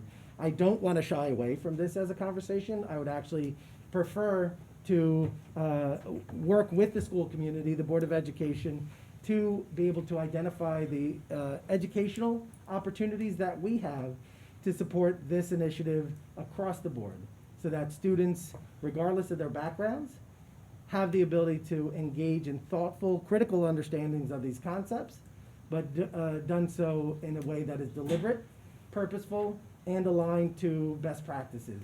Those are great words that you can hear from me, but in future presentations, we're gonna marry those words with action so that you can see and hear directly from us. And the fourth goal was a goal that really emanated from the conversation that took place. You know, over and over again, we kept on talking about, but we have to do better when it comes to communications. So it's not to say that we're not trying, but it's really to emphasize that this is an area that we need to always strive for. Make sure that we're providing clear, concise, timely, and relevant information so that everything that we're doing is well communicated to our school community, to our board, and certainly to the public. So these district goals are in place in order to, again, provide a focus for this district, both in the work that we're doing as an administrative team and the Board of Education, and also highlight the areas of focus that we'll continue to present out at future board meetings. Moving on to the Board of Education goals, I would just highlight that each of these goals were discussed as opportunities that emanated from conversations that I've been able to have as I've gotten the chance to meet individual board members on one-to-one bases, and really give us an opportunity to continue to build the capacity of this board to be effective governors and trustees of the school district. And looking at goal number one, it's really trying to use the resource of the New Jersey School Boards Association to provide that training not just to individual board members, and I do want to reiterate, individual board members are the only elected officials who have a continuing education requirement. So individually, all of our board members will go for training each and every year. But as a board goal, this is saying, but how can we work most effectively together? And that's the reason why the board certification was presented as a goal for the Board of Education and for them to consider this evening. The board communication, again, is another opportunity to look at how the board communicates with one another effectively in order to ensure that the work that takes place at the committee level is effectively communicated across committees so that individuals who may not be on a committee feel connected or feel heard in the process of discussing the work of the board and the administration during these meetings. And then last but not least, the strategic planning review is really to recognize that a lot of great work went into developing a strategic plan 5 years ago. We're entering the 5th year now. There's still a number of district initiatives outside of the strategic plan that still require attention. So now's the time as a board to work with the administration and the community to identify where are we and how are we going to proceed to start crafting the strategic plan and direction for the district moving forward. And Dr. Gonzalez, I'll just make a point too, for those of you who weren't here last week when we talked about this. When it comes to the strategic planning, that's actually an opportunity where the community is very involved in that. It's usually over 2 or 3 Saturdays, full days, where different groups are put together. And it's a real brainstorming session where all issues are brought up. There's some guidance from the district and from the superintendent, but it's a really good opportunity for the community to get involved and to have a say. And I forget how many people. About 60. Yeah, about 60 people, so it's pretty inclusive, and really the idea is to try and get as much of the community involved as possible as we put together this 5-year plan. So I just want to stop there. Ms. Aziz, did that answer your question or address the comment that you had raised earlier? Yes, it did. I just wanted to emphasize that. And I'd also just like to put on the record that, you know, I'm very proud of living in one of the most racially, ethnically, and religiously diverse states in the country. I was just looking online, and there's 18% Hispanic, 13% African American, 2% Native American and multiracial, 10% Asian, 47% white. And I think that is such a privilege to have such diversity. And I'm excited at the fact that our school district is going to teach our children about different cultures and different experiences along class, race, religion. And so I'm certainly not someone as an elected board member who's going to shy away from teaching our children that and making sure that everybody feels welcome. So thank you very much for doing that. And it's also important to, for students of all different backgrounds in our district, Right. to have to have the support and to see themselves recognized. And that's part of why in the educational world of K through 12, that's why it's important. Equity is important, and access. Because you're told a long time ago, the book I believe the kindergartners were read. So we can go to the next one. Yeah. Thank you. Public comment is coming up later. Thank you. We need to move. Thank you. There's no transparency. So if that's a goal, we should push it to the top. Because Okay. parents should understand. So what do we Thank next you. on the agenda? Listen. Before The they're agenda? taught. Hey, Before they're excuse taught. me. Thank you. I've heard you. I've heard you. You're concerned. No. Okay. Let's go to the next item. Yeah. What's next? All right. I would like the board to approve the minutes of the special board meetings held on June 25th and August 24th, 2021, and the special private minutes of June 25th, 2021. Could I have a second, please? Thank you, Rob. All in favor, right, Dana, or do we need a voice? All in favor of approving the minutes? Any abstentions? I wasn't here. I'm Two abstaining. abstentions? I need to abstain Oh, from the special board meeting on the 25th and the private minutes of the same day. Dana, I have You're to abstain. abstaining on last week's? Yes. Me too, Dana. Okay. Which one were you abstaining on? No, No, you're not abstaining, okay. Thanks. All caught up, Dana? Yes. Okay, all right. All right, I would like the board to consider personnel items, there are very many, 1 through 65 and 68 through 69. Will become apparent shortly why I'm asking you to look at them in this grouping. Could I have a second on those items? Thank you, Leila. All right, we'll be considering the other two separately.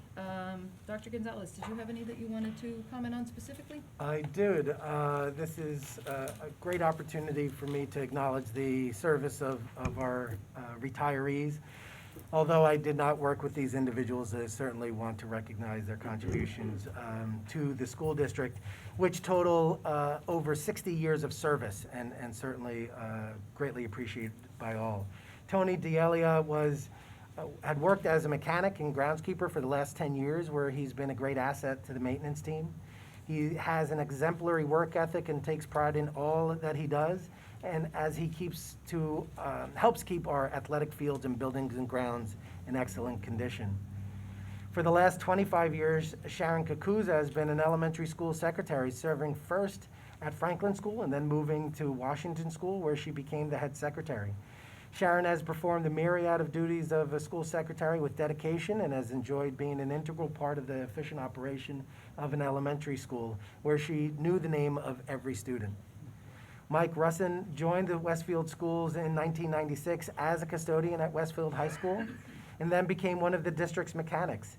He has worked steadily and conscientiously for 25 years and is a talented professional who has well-known expertise in equipment repair. As these three employees look forward to time with family and friends, we do want to wish them a happy and healthy retirement. Thank you. We'll do a vote on these items? Yes. Okay, good. Sahar Aziz, Yes. Mike Beelan, Yes. Brendan Galligan, Yes. Rob Garrison, Yes. Leila Morelli, Yes. Gretchen Oleg, Yes, although I abstain from item 36. Tara Porto, Yes. Sonal Patel, Yes. Amy Root. Yes. Okay, I would also like the board to consider personnel items 66 and 67. Second, Rob, thank you very much. I believe, Yes. Brendan. go ahead. Thank you, Amy. Sure. So item 66 is the approval of the contract between the Westfield Board of Education and the Westfield Teachers Association. It's a 4-year contract. The district reached. I'd like to thank the negotiating team, Amy, Rob, Mike, Dana, for your everlasting wisdom when it comes to the finances in the district, as well as the assistance of Barbara Ball. And I'd like to thank the association. It was a very productive negotiating session, unusually so, actually. We met in June and reached settlement terms that were agreeable to both sides within 3 meetings. Overall, everybody wanted the same goal, and it was to get an agreeable deal and make sure our teachers start the year like they have historically every year in this district, with a contract in place before the school year starts. It's do we want to touch on any other parts at this point, or? Just thank you to the team and thank you to our teachers. Yes. We have great teachers in Westfield. Yes, the Teachers Association ratified the contract, I believe, on the 17th. And, yeah, so they're just waiting on us at this point. Yeah, and this is, our biggest association. Yeah, our largest association, almost 600 members, and they're the ones that interact with our kids every single day.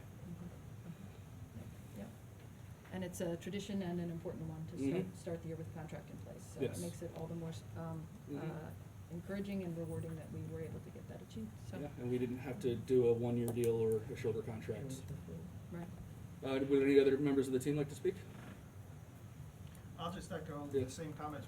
You know, Dana's hard work and her staff, Barbara and the staff, it really was, I've been on probably 4 or 5 maybe over the years of different contracts for different associations. And this really did run very smoothly, and, you know, Michael's input was valuable, and there were times where in the virtual world where I was not as participatory as I would have liked, but I definitely thought this was very forward-thinking, and the association is to be thanked as well for their participation. Has the agreement been ratified by the association? They're 98% ratification. Yeah, just one comment. When, you know, we met with, I don't remember exactly how many teachers were there, but one teacher in particular who was leading the negotiations, you just really felt that the teachers do care about the students, and it really showed in that they wanted to make sure that they weren't looking just for a one-year contract. They were looking for something longer term, and I think it really works both ways, where we know we have that commitment for 4 years from these teachers, and then they know they can just focus in on teaching the students, and it really just showed. I mean, one of the teachers was one of my daughter's teachers, and it just really showed how much he cared about the students. So, I mean, yes, it's a contract and it's money and there's legal things involved, but at the end of the day, they're teachers caring for our students. And the composition of the association's team understands the fiscal realities that impact the district. So their requests or their initial proposals were very reasonable, and that's what allowed us to reach consensus as quickly as we did. Do a vote? Ready for a vote? Yep. Sahar Aziz? Yes. Mike Beelan? Yes. Brendan Galligan? Yes. Rob Garrison? Yes. Leila Morelli? Yes. Gretchen Oley? I abstain. Tara Porto? Yes. Sonal Patel? Yes. Amy Root? Yes. And just before we move on, I do want to say thank you to Barbara Ball and to her staff. This is probably one of the longest and most comprehensive personnel agendas I've seen in quite a long time. So we appreciate the hard work that your office has done, and are pleased that we can start the school year with these positions approved and ready to go. All right. Facilities. Mike, do you have a report for us tonight? Dana and I have been talking about scheduling the meetings for 2021, 2022. We had a conversation earlier today. So no report this evening, but we will have upcoming meetings and a schedule set. All right. Anything you wanted to comment on facilities? We've had a lot of work going on this Oh, yeah, you summer, wanted to with as summer? anybody who's been out in schools knows. In Dr. Gonzalez's report, he talked about the HVAC. We're very happy that we have been able to put air conditioning in all of our elementary school multipurpose rooms. They're not quite finished yet, and that's only because the equipment has been delayed on delivery, because everything's being delayed on delivery. But as soon as we get the equipment, we're hoping to get that installed very soon. It's not going to interfere with opening school.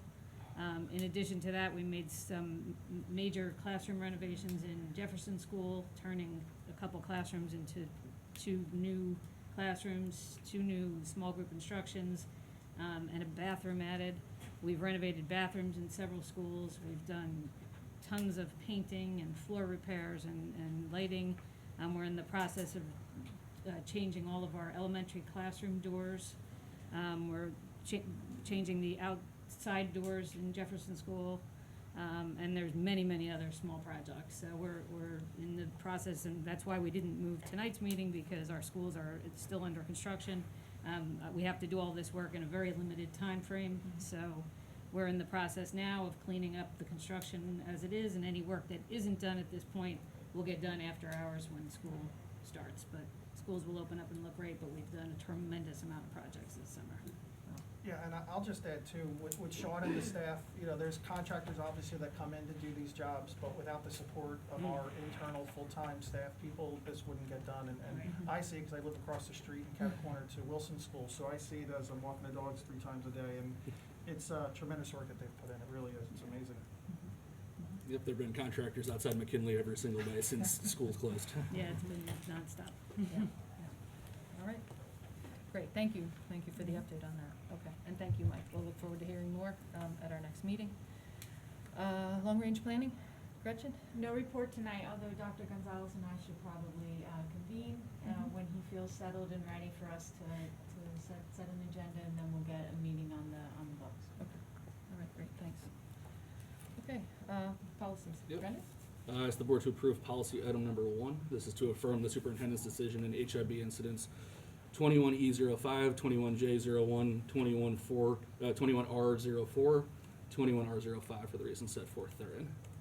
Thank you, Rob. Brendan, before we vote, can you clarify, are these decisions from the end of the last school year? Yes, these were introduced to us at the private session in June. Okay. At the special meeting. Thank you. Sahar Aziz? Yes. Mike Beelan? Yes. Brendan Galligan? Yes. Rob Garrison? Yes. Leila Morelli? Yes. Gretchen Oley? Yes. Tara Porto? I'm going to abstain. Sonal Patel? Yes. Amy Root? Yes. Thank you. And then I asked the board to approve policy item number 2. This is to approve the district and board goals as are attached to the agenda. Thank you, Rob. Well, can I make a Oh yeah, comment on that? now that it's seconded, we can discuss. Okay. I do think that I need more time to really review all of the detail under the professional development section, given what had come to light through the OPA requests over the summer. So I'm not really ready to, even though I understand their process goals and I'm completely cool with everything that you explained, Dr. G, I don't have enough information on the professional development at this time to move forward. I would like to table it until the next meeting, where between now and then we can get all of the details behind where that's coming from and what's included in it. Can you help me understand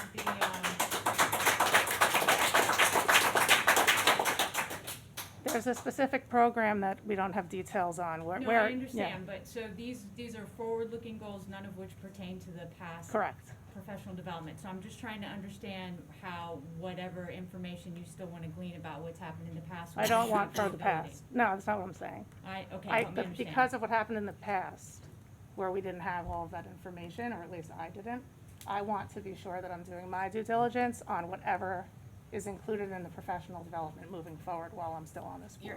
You're asking to see what the professional development is. I want to see what the responsive classroom is. I don't have the data for that. What is Well, included. We voted on it, we voted on responsive You classroom. voted on it. Well, I'm telling you now that I want more information. Okay.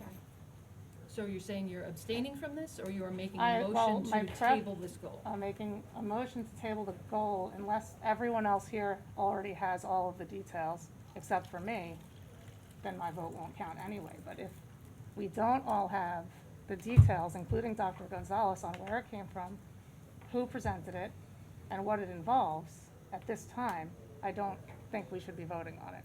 I don't think any of the new board members were here for the responsive classroom voting, correct? Looks, One of them you were. March 26, 2021, we No. approved it. Correct, two of them. Right, but the initial, I had sent an email to Dr. Panera, who then sent back a whole bunch of information about it specifically. But maybe you don't have access to that information. I don't know if the other two new members have access to that. Dr. Panera had explained what it meant, and I don't know if Dr. Gonzalez did. So maybe some of us have more information than others. So if, I would be okay with tabling it as well. So you're going to second her motion to table? Sure, to get more information. Wait, all right, so let's do Thank this you, the Layla. right way, okay? So have you made, what's the motion that's on the table? The motion currently is to approve. Tara suggested a motion to table. Right. All right, I'm so making let's a get- I just motion wanna to know what table. we're voting on. To table what?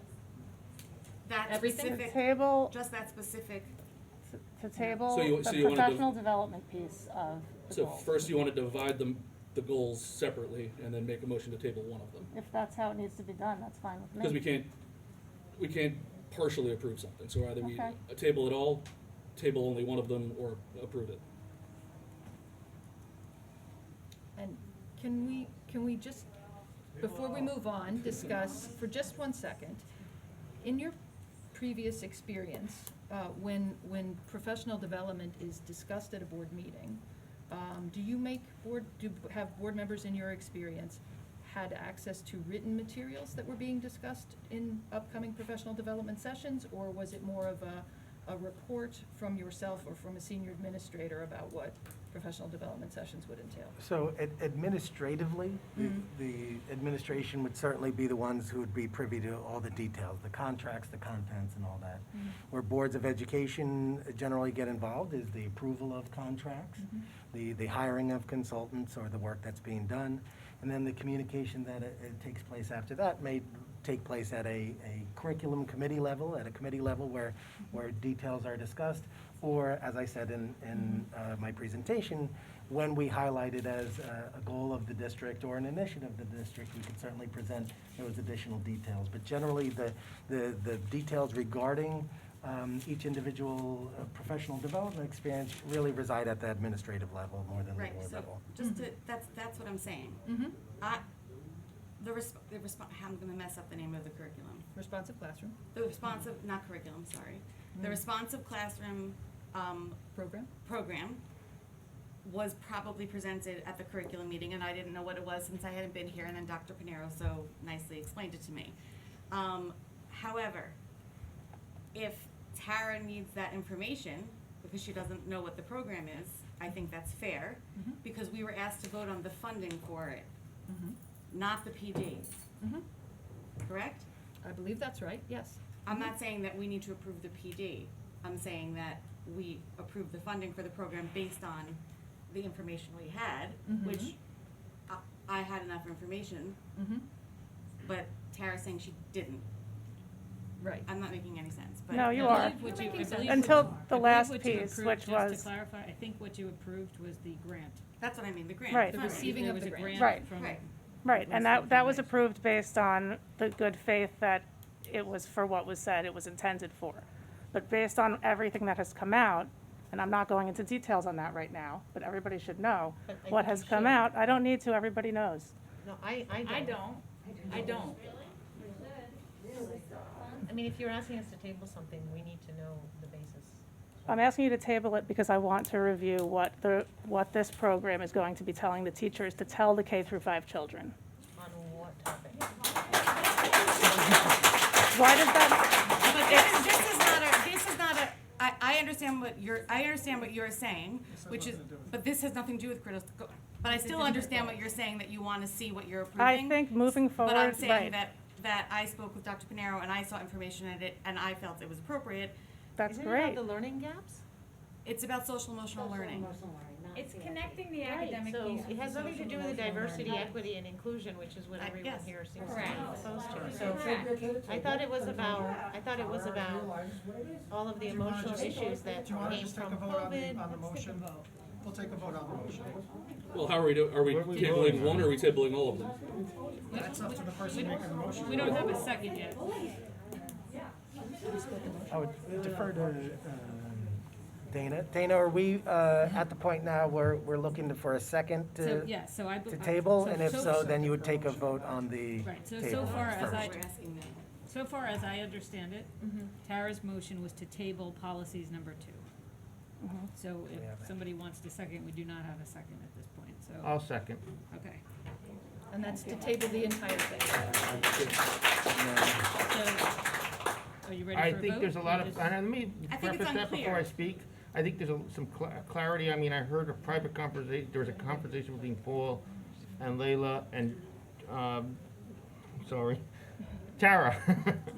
Just had some questions, and I think there's still some unclarity. And even when we heard the presentation as far as just now about responsive classroom, we didn't get a full definition, and I think I'd like to hear that. So that's my reason behind that second.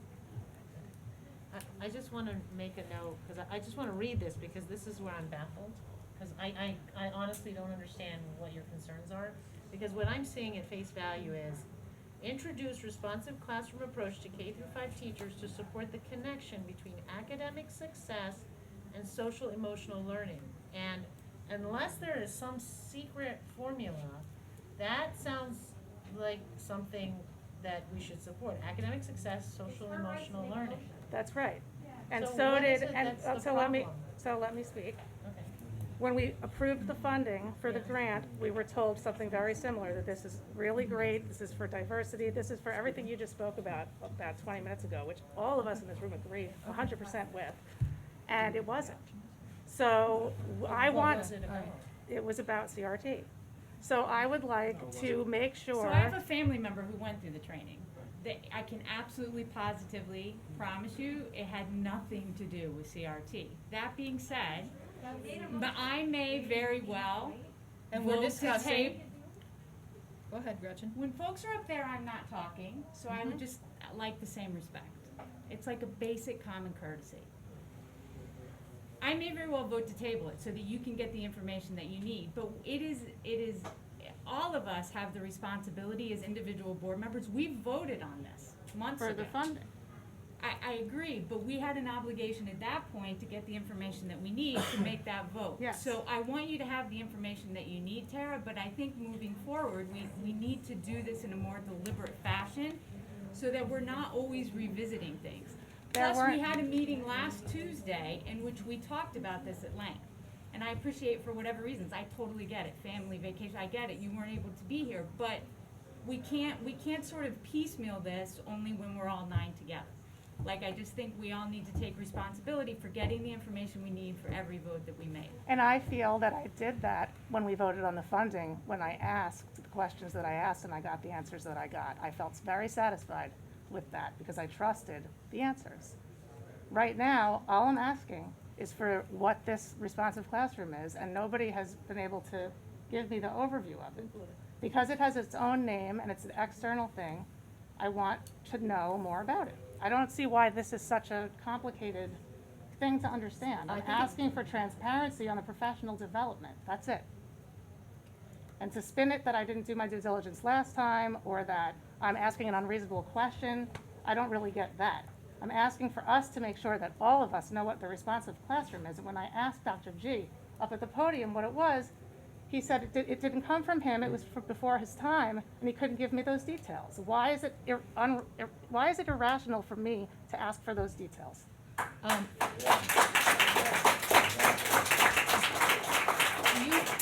But the other thing, and Gretchen has a point, you have known what the agenda is since last week, and you have had an opportunity since last week to ask. And perhaps you can. I'm asking now. Okay, and it's been discussed at the table at previous meetings as well. Stop the lecturing and vote. I think Can I speak, please? You spoke, it's my turn. Okay, then you can leave. Listen, it's been discussed at the board table that it is an approach by which students and teachers have a start of the day, circle time type conversation to help students feel grounded, to help them feel heard, and to help them feel prepared to start the day. I don't have more information than that, but that is the information that has been shared with us. It has been something that our district has looked forward to doing before. Teachers have requested the funding for it. We are pleased that we were able to get the funding and implement the professional development, which has taken place or will take place. Some has started and they would be continuing into this year. They've been reading a lot of it over the summer, a lot of the teachers on their own time to get started. And I had questions about it because I didn't know. I asked the questions and I got the information. So I do understand that you want the information. It's not CRT related from what I can tell. It is social emotional learning. It's What? from the damage Okay. of Alright, the can we math vote? of Sorry. kids Can we and vote? teachers are Okay, now so, teaching to be yes, okay. Sonal, go ahead. So with regards to We need this, our teachers to be therapists. Sonal, excuse me, For the Sonal. damage we're doing? Is that what it is? Is that it? We need Can our we teachers please to have be Excuse the me, woman speak Sonal and not has the be floor. You are out of. spoken over by a male, please?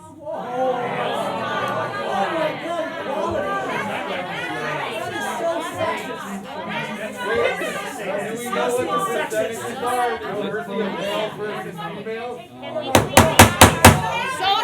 Sonal Patel has the floor. Please, Sonal.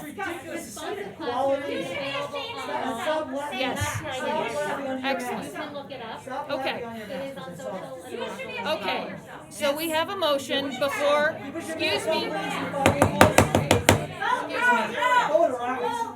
Good reminder, could everyone please put their masks in place, over their nose and their mouth? Including your board members. Excellent, and I see that she has done that. Could the members of the public also put their masks in place correctly? Thank you. So we have a motion before the floor, it has been seconded, to table approval of the goals for 2021-2022. We will take a vote on whether we should table the goals tonight. Okay, Sahar, No. Mike Phelan, Yes. Brendan Galligan, Yes. Rob Garrison, No. Layla Morelli, Yes. Gretchen Oleg, Yes. Tara Porto, Yes. Sonal Patel, No. Amy Root. No. 5 yeses, 4 nos.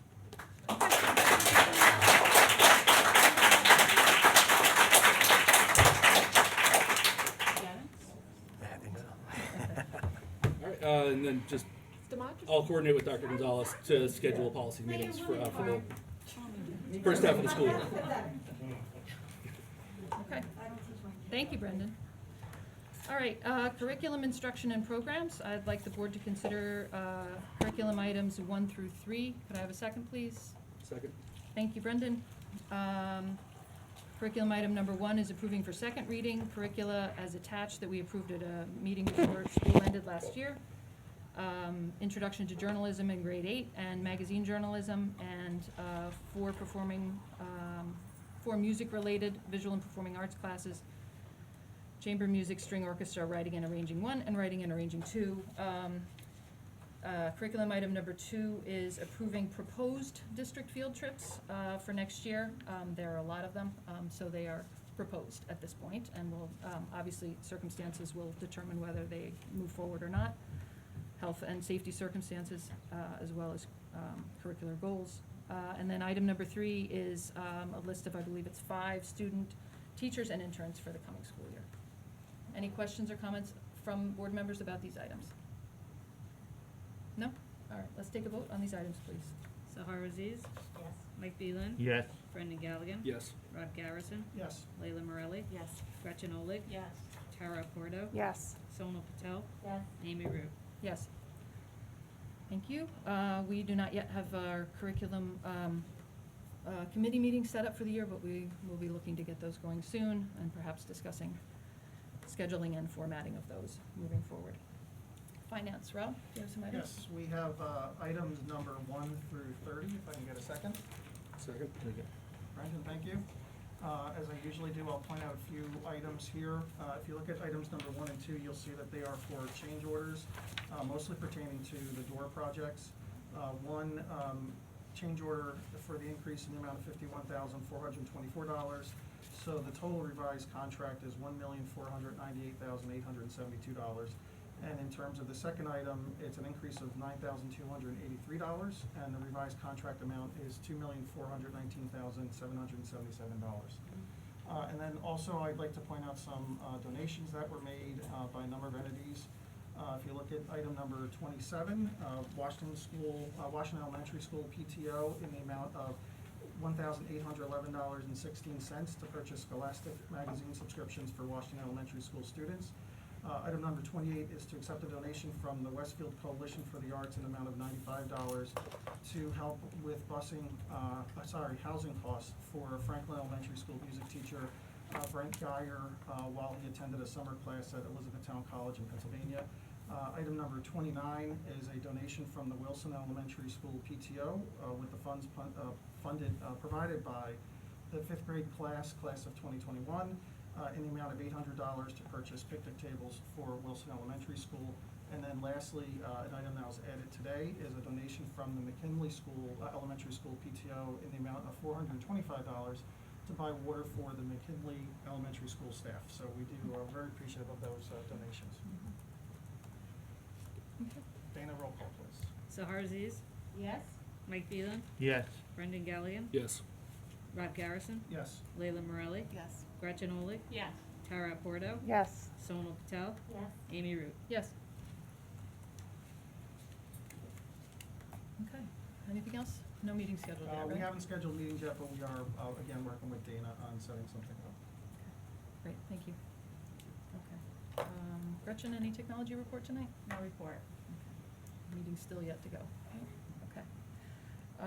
Ordinarily, I would say I would like the board to consider notes for the record, but I don't think we have any for tonight, but that's our spot on the agenda here. Any board members have any unfinished business they would like to address? No? Okay. Any new business? No? All right. Any liaison reports? Have the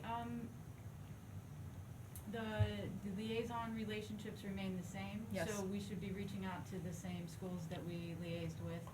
Jefferson sent me an email this morning, so they might even be emailing Have they you. gotten notice of us? Yes. I feel like everything's sort of hiccuped with COVID, so we have to Little get bit. back into the routine. Mm-hmm. Okay. All right. Yep, a letter went out last week, officially with my name on it, but I had some help. It was Okay. created for me, to all the PTO presidents at the 10 schools, letting them know that the liaison assignments were the same, but reaffirming which board member is a liaison for their school, and the email address to contact us at. Okay. But it never hurts to reach out to those PTO presidents or the principal at that school, just to make that contact and reaffirm that you're available and would like to participate in their meetings. And PTC as well. right? Noted, okay, Of course, thank you. of course, yep. Okay. Any other liaison reports at this point? No, for the first time in a while, I don't have one. Okay. all I right. guess I kind of have one. Okay. I'm not, if everyone knows this, just cut me off, but the Westfield Memorial Library had our previous director resign at the end of the school year, and we did go through a hiring process and hire a new library director, and he starts on September 7th. You haven't cut me off yet, so. His name is Alan McGinley. He comes from the Teaneck Public Library, where he was library director there since 2018. Prior to that, he was at Piscataway, and he has more than 15 years of experience. So I think this will be great for our students to have this new, fresh perspective coming in, and I hope that with things reopening and the library being available, that everybody will be able to enjoy it again.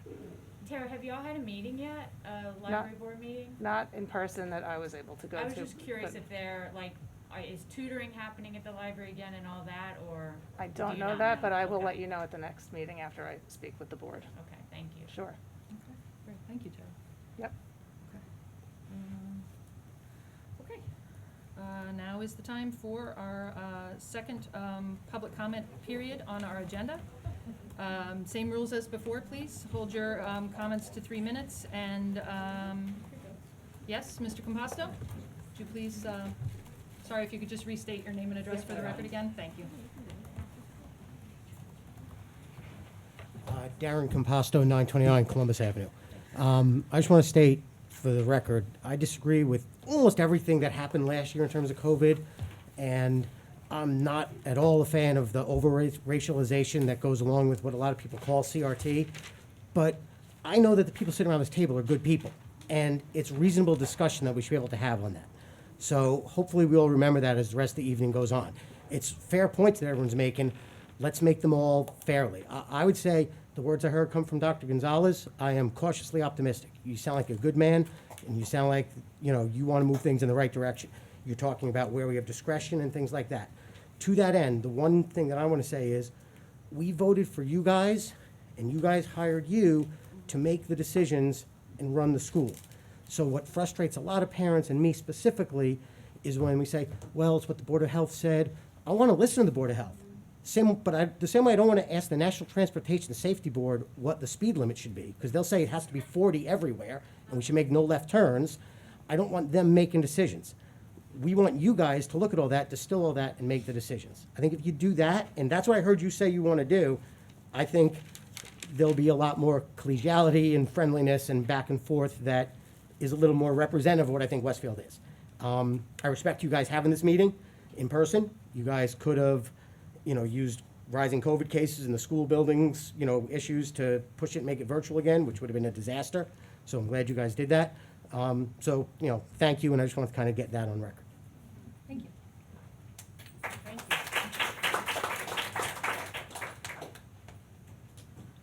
Yes?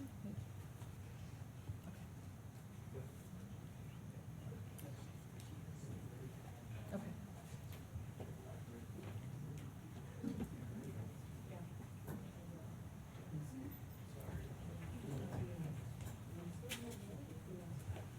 This is just a tiny bit unusual. I was made aware of a group of people who would like to speak together on the same topic. So Can you're I going to get speak first? Sure. Can you hear me? Just barely, a little louder. would Is help. that better? That's better, thank you. Okay. Thank you for allowing the four of us to give a prepared presentation this evening. I will go first. My name is Jean Lemberg. I live at 528 Grove Street. Next will be Terry Brennan at 862 Rahway Avenue, Mona Zhao at 9 Normandy Drive, and Bianca Wright at 771 Knollwood Terrace. I will be talking about opportunities to lessen the environmental impact of the proposed Edison Athletic Complex. The UN Secretary General referred to the 6th Intergovernmental Panel of Climate Change report as a code red for humanity. He emphasized the need to act boldly to limit global warming, stating, "There is no time for delay and no room for excuses." I believe this is a call to action for each of us, including elected officials. According to the school district website, a tradition of environmental stewardship remains constant in the Westfield Public Schools community on Earth Day and year-round. Green Team and other student clubs raise awareness about the environment, while students and staff participate in recycling initiatives. There are water bottle refilling stations at each of the district's 10 schools. And across the district, school gardens provide important learning opportunities. The New Jersey Department of Education adopted student learning standards that go into effect next year, which represent a foundation from which districts will build coherent curriculum and instruction that prepares each New Jersey student with the knowledge and skills to succeed in our rapidly changing world by including climate change across all content areas, providing opportunities to develop a deep understanding of the science behind the changes and to explore the solutions our world desperately needs.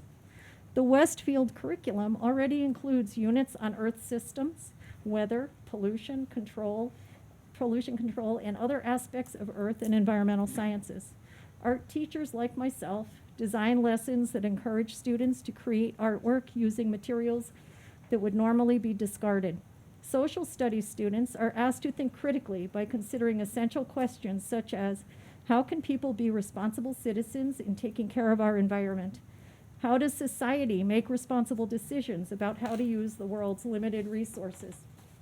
I believe that if the rec department had been instructed to consider these same essential questions when trying to alleviate Westfield's shortage of playable athletic fields, they would not have chosen to replace 9 acres of natural grass fields with 400,000 square feet of lighted petroleum-based synthetic turf fields.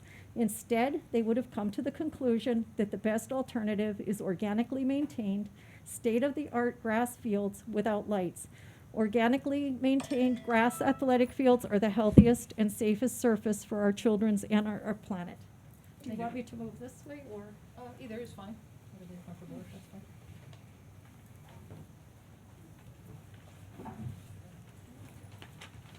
Sustainable Jersey, of which the town of Westfield is a member, identifies synthetic turf fields as heat islands and states, quote, despite their green color, synthetic turf fields actually absorb high amounts of solar energy due to their plastic makeup and can become extremely hot in the summer, reaching up to 160 degrees Fahrenheit.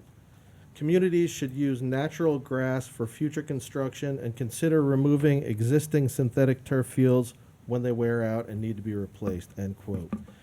The plastic grass blades and backing used on synthetic turf fields contains perfluoroalkyl substances, or PFAS, a class of chemicals referred to as forever chemicals, which have been linked to cancer, nervous system toxicity, immune dysfunction, thyroid and cardiovascular disease. Quote, PFAS and persistent pollutants that have been shown to contaminate wetlands and drinking waters. These findings raise concerns about PFAS and groundwater contamination from turf field runoff, end quote. The manufacturing, installation, service, and disposal of a 400,000 square foot synthetic turf field is estimated to generate 250 tons of carbon dioxide, which is the equivalent of 25,000 gallons of gasoline, in addition to other greenhouse gases and pollutants. Natural grass fields remove carbon dioxide from the atmosphere and store it in the root mass and soil, which creates a carbon sequestration system that is sometimes referred to as a carbon sink. Removing something so beneficial and replacing it with 400,000 square feet of plastic grass and about 1 million pounds of crumb rubber infill. October has been designated as the Week of Respect. During the Week of Respect and throughout the school year, Westfield students practice the 6 pillars of character: trustworthiness, respect, responsibility, fairness, caring, and citizenship. The proposed Edison Athletic Complex is not in keeping with what Westfield students are being taught at school. It is not respectful or fair to place lighted athletic fields of any size in the middle of a residential neighborhood with the noise, traffic, and safety issues that accompany lights, never mind the unnatural glow and glare as the lights reflect off the turf. The Journal of Pediatric Nursing examined the association between green space and overall health and concluded that access to green space was associated with improved mental well-being, overall health, and cognitive development of children. It promotes attention restoration, memory, competence, supportive social groups, self-discipline, moderates stress, improves behaviors and symptoms of ADHD, and was even associated with higher standardized test scores. How will emotional well-being of students be impacted when they study climate change and realize that the adults entrusted with their care chose to remove the natural gas field at EIS and replace it with a synthetic turf field, be it 400,000 square feet or a lesser number? All students should have access to the benefits of green spaces and should not be subject to the health hazards associated with the synthetic turf.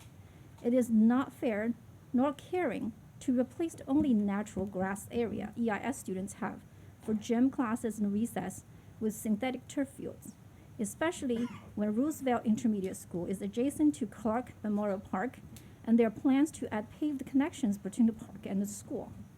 Chrome rubber infield breaks down over time and more needs to be added in order to prevent athletes from experiencing concussions and other injuries. Synthetic turf fields wear out and need to be replaced every 8 to 10 years. The worn-out plastic grass, backing material, chrome rubber, and alternative infield materials are not readily recyclable. In fact, most worn-out synthetic turf fields end up in landfills. It is not fair or responsible to create a mess and then expect future residents to bear the cost of cleaning it up. 30 seconds. No.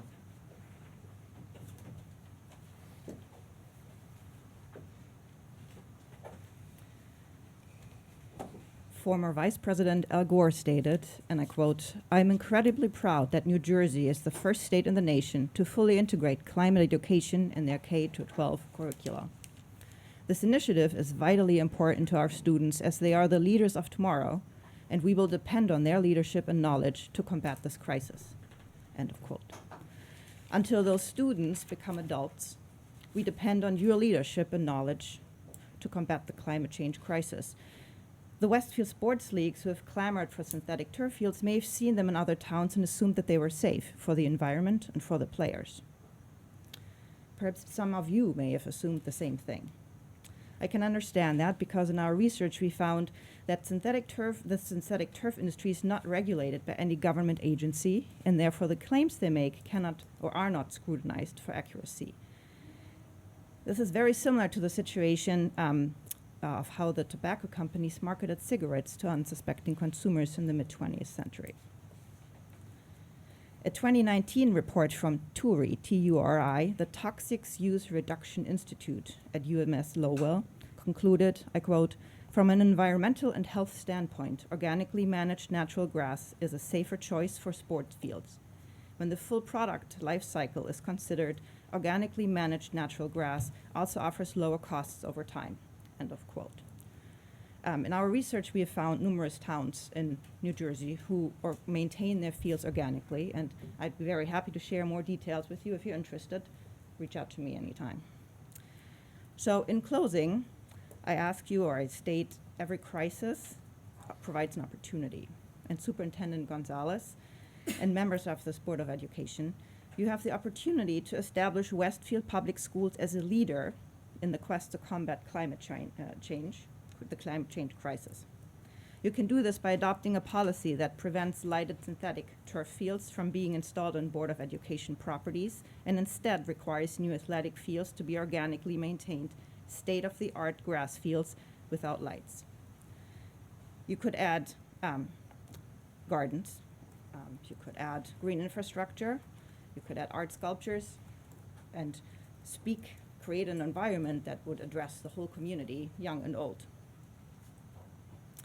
Overall, this would be a win for all residents. And I thank you for considering an alternative for the Edison Intermediate School athletic field. Thank you. Thank you very much. Thank you.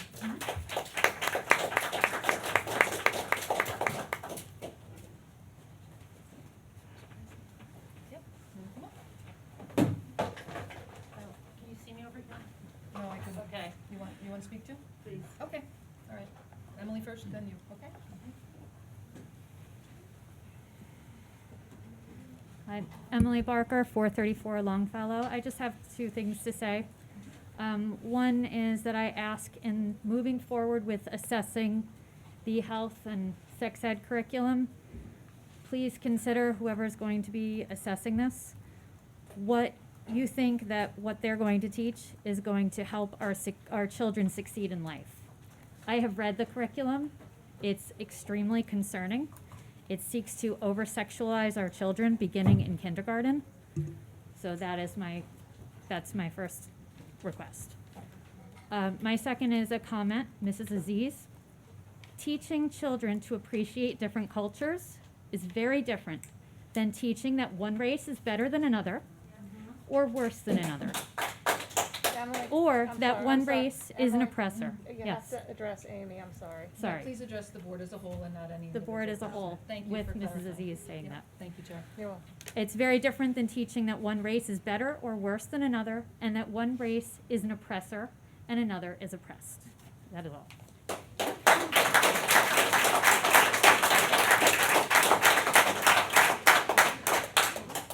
ahead.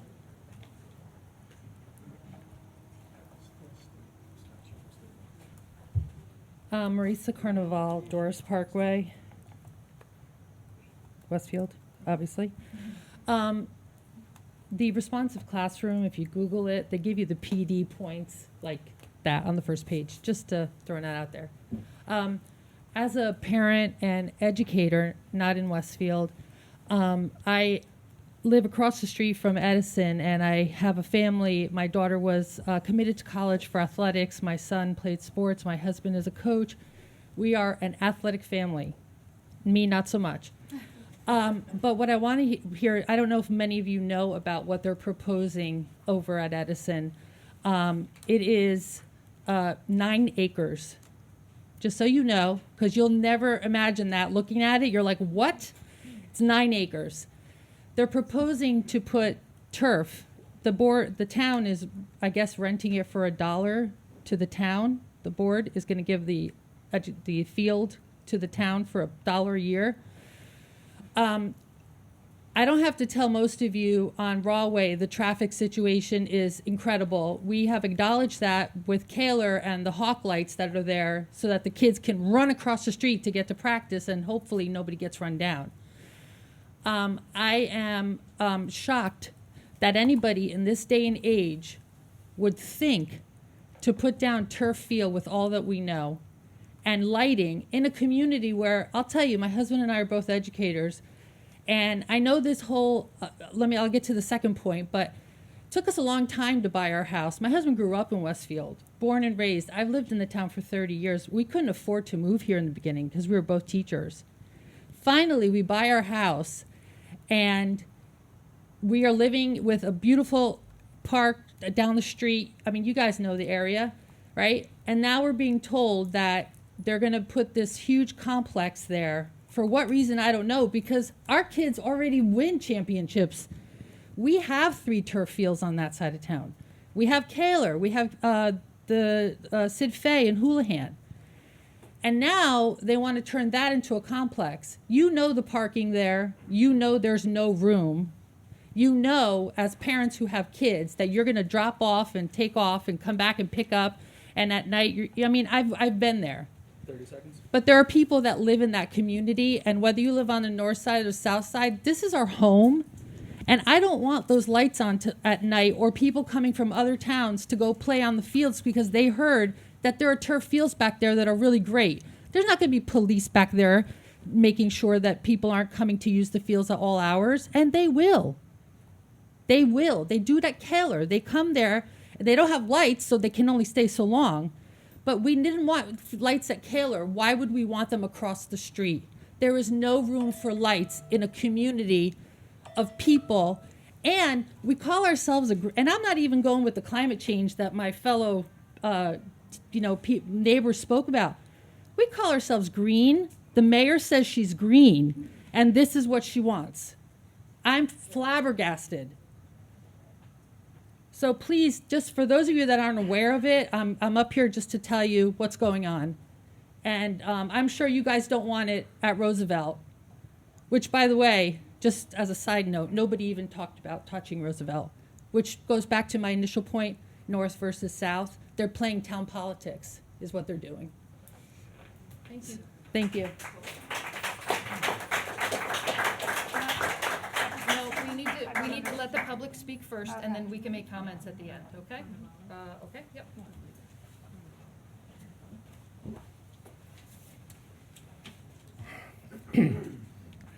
My name is Norm Yang, and I live at 2 Normandy Drive.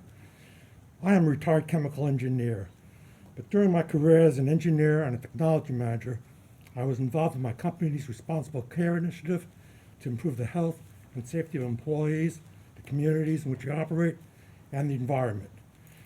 In retirement, I'm still very concerned about health, safety, and environmental issues. One such issue is the use of artificial turf.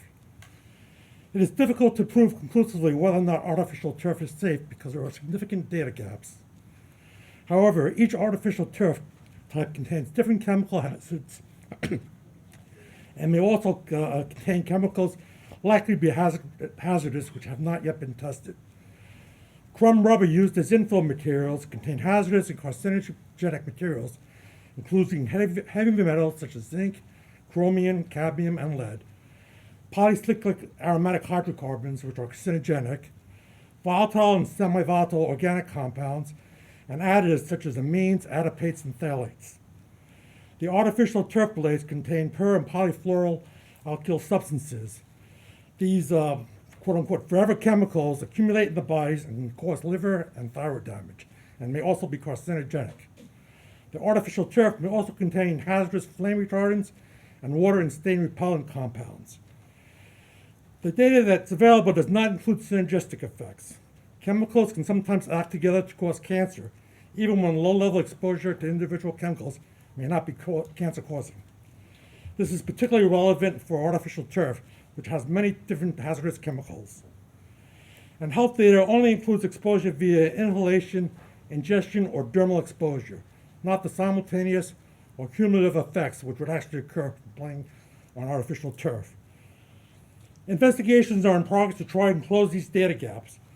However, contrary to Synthetic Turf Council claims, there's no conclusive evidence that artificial turf is safe. In fact, there's an increasing amount of evidence that artificial turf will likely pose health hazards. A 2019 McGill University health study showed that the toxic leachate from crumb rubber impairs the early development of chicken, notably the brain and cardiovascular system. Other studies showed significant outgassing of toxins from artificial turf, which further increased exposure to health hazards. 30 seconds. Health experts are recommending that artificial turf be assumed to be hazardous until it is proven safe. Due to the increasing amount of data showing potential health and environmental hazards, cities and towns in New York, Washington, Connecticut, California, Minnesota, Maryland, and Australia have proposed or enacted moratoriums or bans on crumb rubber and or artificial turf. Crumb rubber infill is facing a potential ban in Europe due to concerns about cancer. The National Football League Players Association and FIFA will require grass fields for the World Cup. Members of the Board of Ed, we should follow their lead and ban artificial turf until it's proven safe. Thank you.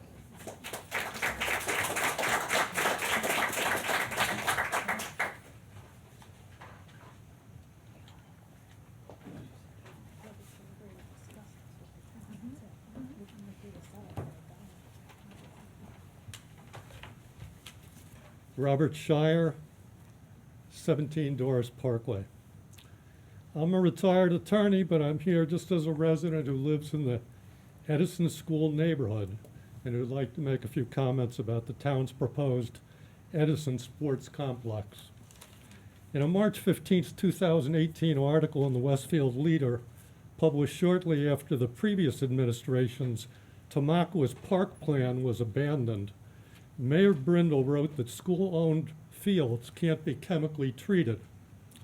More recently, I understand that at a meeting of the Advisory Council that the town administration formed in order to discuss how the town should go forward in addressing a need to increase athletic field capacity, a town representative repeated this prohibition. I've taken a look at the NJDEP's pesticide control code, which includes a section specifically on integrated pest management in schools, and which may be found at section 7:30-13 of the New Jersey Administrative Code. The word pesticide in those regulations includes any substance intended for or capable of use in preventing, destroying, or mitigating any insects, weeds, and other forms of plant and animal life. So the correct term to use is pesticides. Contrary to the mantra that's been put out, there's nothing in those regulations that prevents grass on school property from being treated with pesticides in order to improve and maintain it. The regulations also require the DEP to develop a model plan for schools and for schools to implement an integrated pest management plan consistent with the regulations. The Westfield Board of Education has done so, and their policy may be found on their website under Property at section 7922.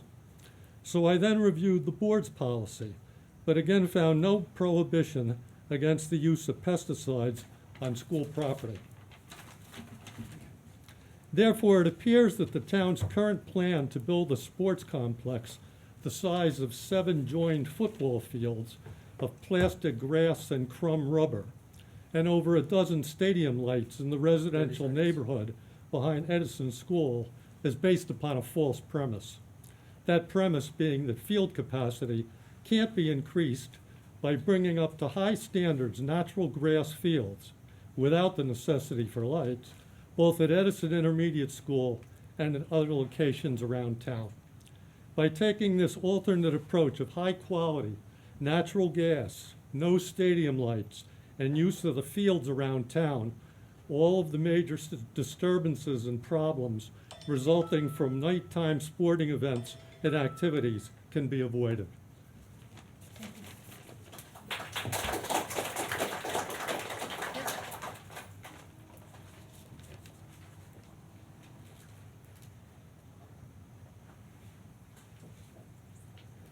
Hi, my name is Kristen Wilson. I live on Normandy Drive. I have 3 children in the district from grades 3 to 11. When we moved here 9 years ago, we of course came for the excellent schools, but what separated Westfield from the other towns with excellent schools that we also considered was how many kids we saw walking and biking to school, to the parks, to friends' houses.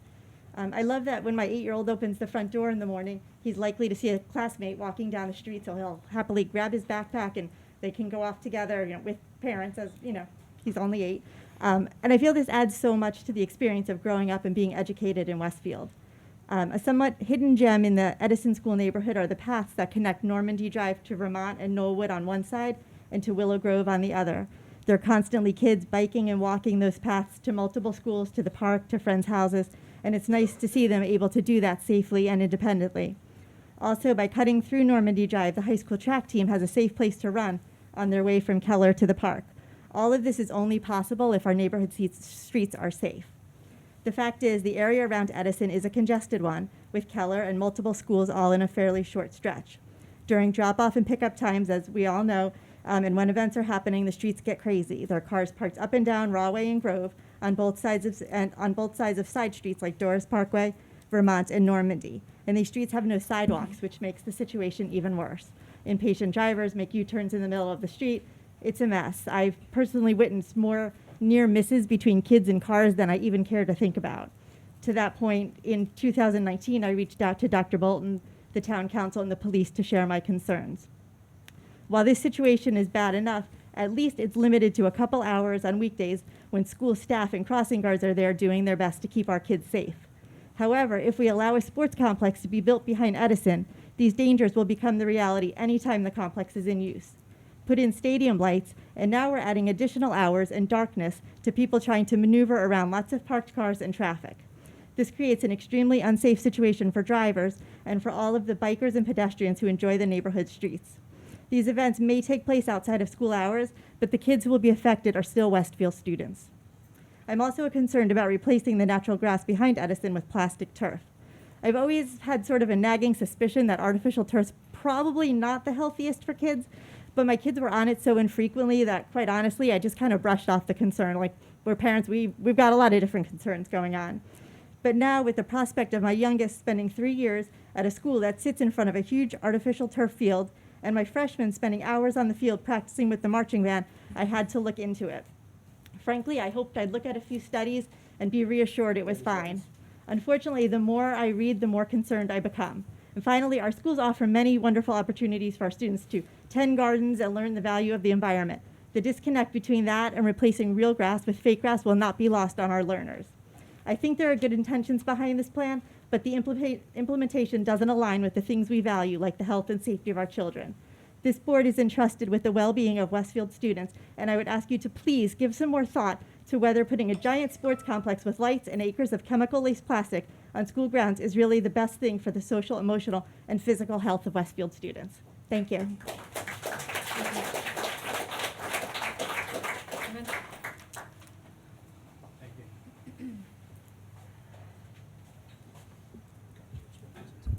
Joe Carnival at 51 Doors Parkway, lifelong resident of Westfield, proud graduate of Westfield High School in 1986. Also, some background information. I'm a teacher and a varsity high school coach in a different town. And I'm concerned about what some of the other presenters talked about. Well, I'm confused I have a lot to say in 3 minutes, but I'm a little confused as why the Board of Ed has this letter of intent with the town to lease Edison Field space, and then the town via the rec department to create a sports complex. Being a coach, I go to many schools, and I haven't seen one school in any of the towns that has a sports complex that we're proposing to put in our town. I think we all moved to Westfield for the nature, the green space. I'm confused as to why we want to remove that to one group of middle school students while the other individuals at Roosevelt will maintain natural grass and green. Like some previous people said, this isn't 1970. It's not Pittsburgh where we need to turf everything and think that's a solution. I think if we are going to increase our field space or make it better, we could be a little bit more forward thinking and do this in a green manner and maintain our natural grass fields. Like my wife said, we are a sports family. I played varsity soccer here. My daughter played varsity tennis. My son played JV tennis. Is currently playing varsity football. Sports is a big part of our family. I just am a little perplexed as to why this is going to potentially happen, and I'm here to advocate that it doesn't. Because when I look back online quickly, the success that Westfield High School sports has is incredible. We are probably the envy of most towns. I would say we're probably the beacon of a lot of, not just county towns like Summit, New Prague, Berkeley Heights, but the entire state. We are a leader in our sports program in the current state of how the fields are now. State champs 3 years in a row, football. Boys tennis, girls tennis. Boys tennis, county champs like 18 years in a row. Our swimming. By the way, most of our sports teams don't even need this facility because they play indoor or off outside of Westfield. The golf team. All right, golf team, bowling team, so on and so on. It's a very small interest that is going to address. I hope you consider what I said. I hope you consider what we're all saying. I think we're all very smart, intelligent people and know the negatives to having this. We went to a bunch of informational meetings, and as a teacher, I always make my kids do a T-chart when they're looking at issues. We have a cornucopia of cons versus one pro, which is to accommodate probably the travel programs, not the Board of Ed sports teams. Thank you.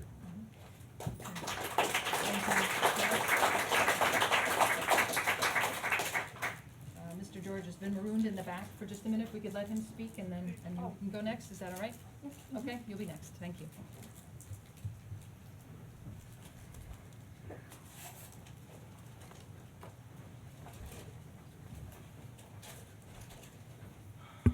Kyle George, 605 Short Hills Court.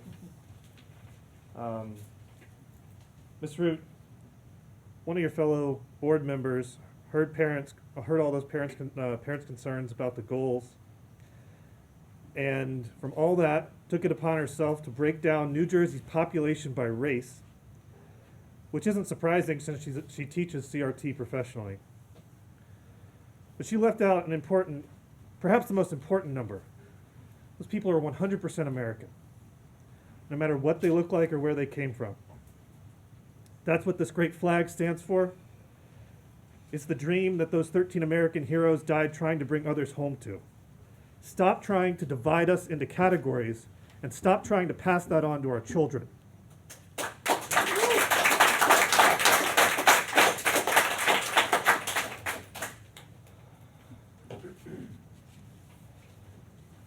I have here in my hand last year's racial literacy training plan for K through 12, ladies and gentlemen. This is not a public document. I had to request it via Oprah request, like Freedom of Information Act. And I also learned via Oprah that the board wanted to keep it secret. There's a district racial literacy website, but this isn't on it because they don't want you to see what's on it. And it's easy to see why. Now let me be clear. Equality and teaching our children the golden rule and teaching them to treat people fairly without regards to their race or sexual orientation or other protected categories is extremely important. Everyone supports that.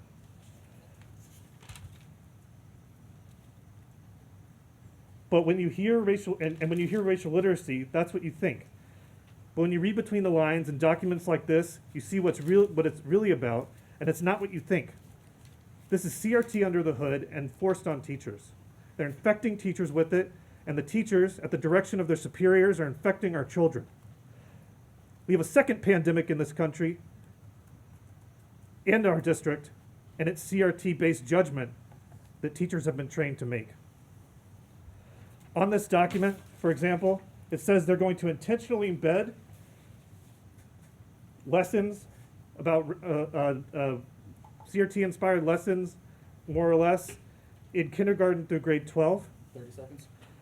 And they purchased 269 copies, spent $5,000 of a book called Waking Up White, and made all the teachers in the district read it and hold book clubs with each other. And this was the primary agenda item at multiple staff meetings in the district. Meanwhile, teachers are sending out emails asking for basic cleaning supplies for their classrooms during the pandemic. But no, we got outside funding to pay for this. What kind of priorities what kind of message is that sending? What kind of priorities? We need transparency and we need to stop this now. Thanks.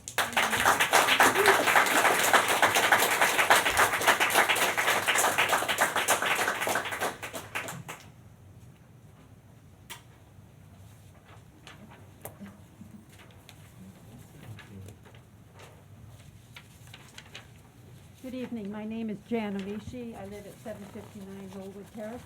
I'm a retired pharmaceutical basic research scientist. Could you just speak directly into the microphone if you could, Oh, please? sorry, Thank yeah. you. Just a little hard to hear you. Thank you. Okay. Thanks. Did you get my name? Yes. Yes. Closer. I'm Jan Onishi. You didn't start my 3 minutes yet, right? I'm Jan Onishi. I live at 759 Knollwood Terrace. I'm a retired pharmaceutical basic research scientist. I want to talk to you tonight about noise pollution and its deleterious effects on health. People of all ages, children and adults, may experience poor health because of environmental noise. There are references on the back of this page showing that environmental noise can affect sleep patterns. It can contribute to stress and with increased inflammation. Cardiovascular health is likely to be negatively affected.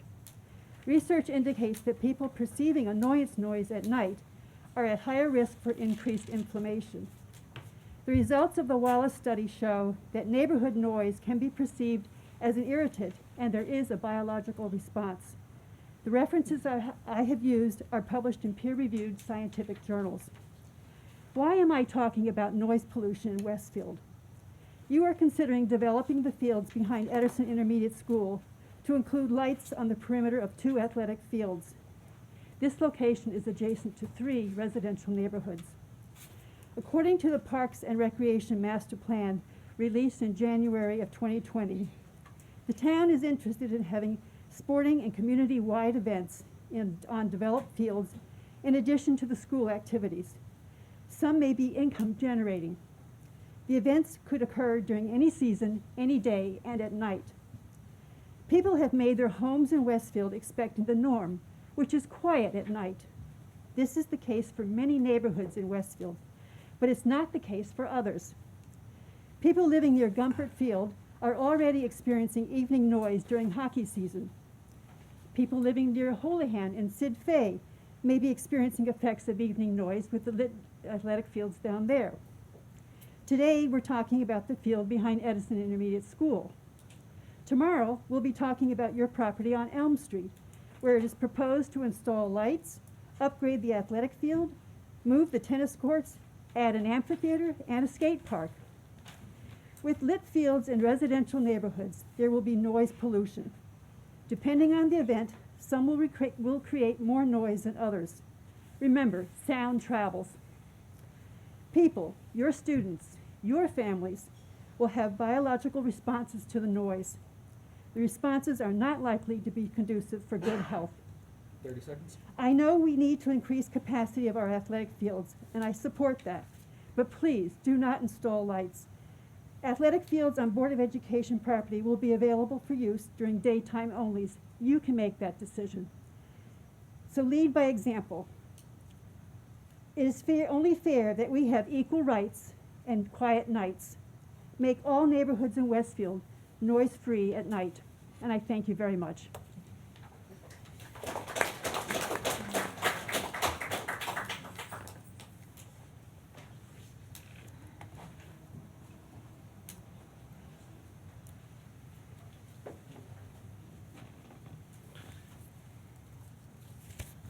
I'm Jim Hest. I'm at 675, that's right, Vermont Street.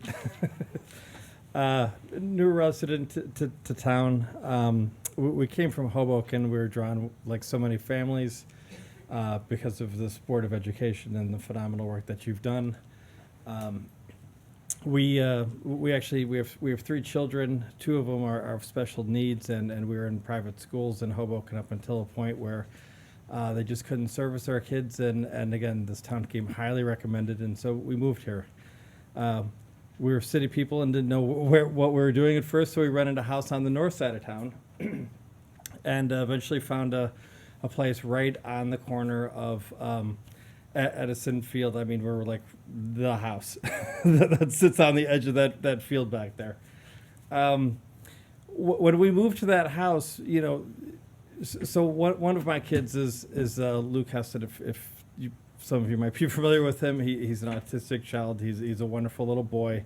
But one of the things about him is, you know, boys like that, they need routine, regular routine. So when we moved from the north side to the south side, we purposely continued to drive our child to McKinley just to make sure that there wasn't that disruption, that there was that continuity. And we did that for a year and a half until he just got he's going to be in Edison this year. Point being, you know, kids like that, they just really excel in, again, routine, you know, stability and so forth. We're kind of one of the last people to have, you know, Met Stadium, you know, being built next to it. I mean, if you can understand, his bedroom windows, like right here where I'm at, and where this woman is standing is probably where like one of those lights is being proposed to go. And so you can imagine what that would be like at night when you have like these huge influxes of sports events. We're not these people, again, we came from a city environment, so we're not these people that are like, oh, you know, not in our backyard. You know, we're supportive of athletics, we're supportive of investment in the backyard, and basically having nicer grass fields, you know, better fencing, you know, all that good stuff. Bathrooms, you name it. I could support a lot of stuff, but kind of the 30 seconds. We're going a little too much on the other side in terms of again this gigantic facility there and all this plastic and so forth, and you know, we're drawn there because it was just, again, it was a nice quiet neighborhood in the back of a school, and that's really what you know, it would be very traumatic for our family. And so just consider the impact of some of your actual people who actually go to these schools. I mean, 2 of those kids go to Edison. So, anyways, thank you so much.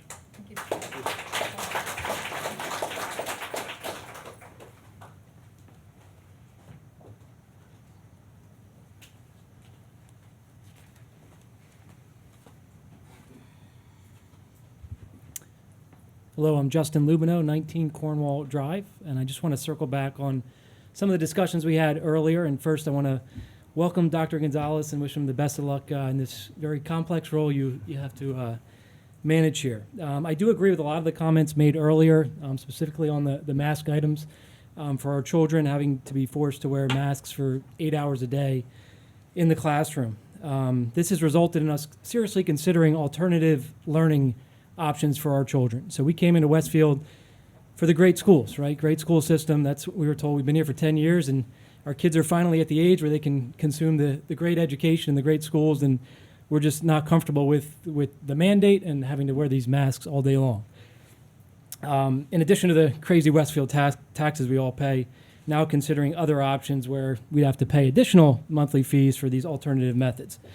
I understand the comment earlier about the executive order and limited options we have because it's an executive order, it's the law apparently. What frustrates me is the lack of kind of creative problem solving and kind of a proactive plan. So one of the questions that was asked earlier, what happens when the executive order gets lifted? And the response was essentially, we'll cross that bridge when we get there. And that's not acceptable. This is not in any corporate or any serious organization, you have to have proactive plans. So this executive order will be lifted. We know it's going to we cannot continue this forever. This is absurd. So when that gets lifted, we need a plan in place so we don't burn another 3 to 4 months going back and forth on different ideas and different pushback from different parties. So my comment and my hope is that we can start to have more of a proactive approach and have these plans in place when inevitable is going to happen. This will happen. So thank you for listening to my comments.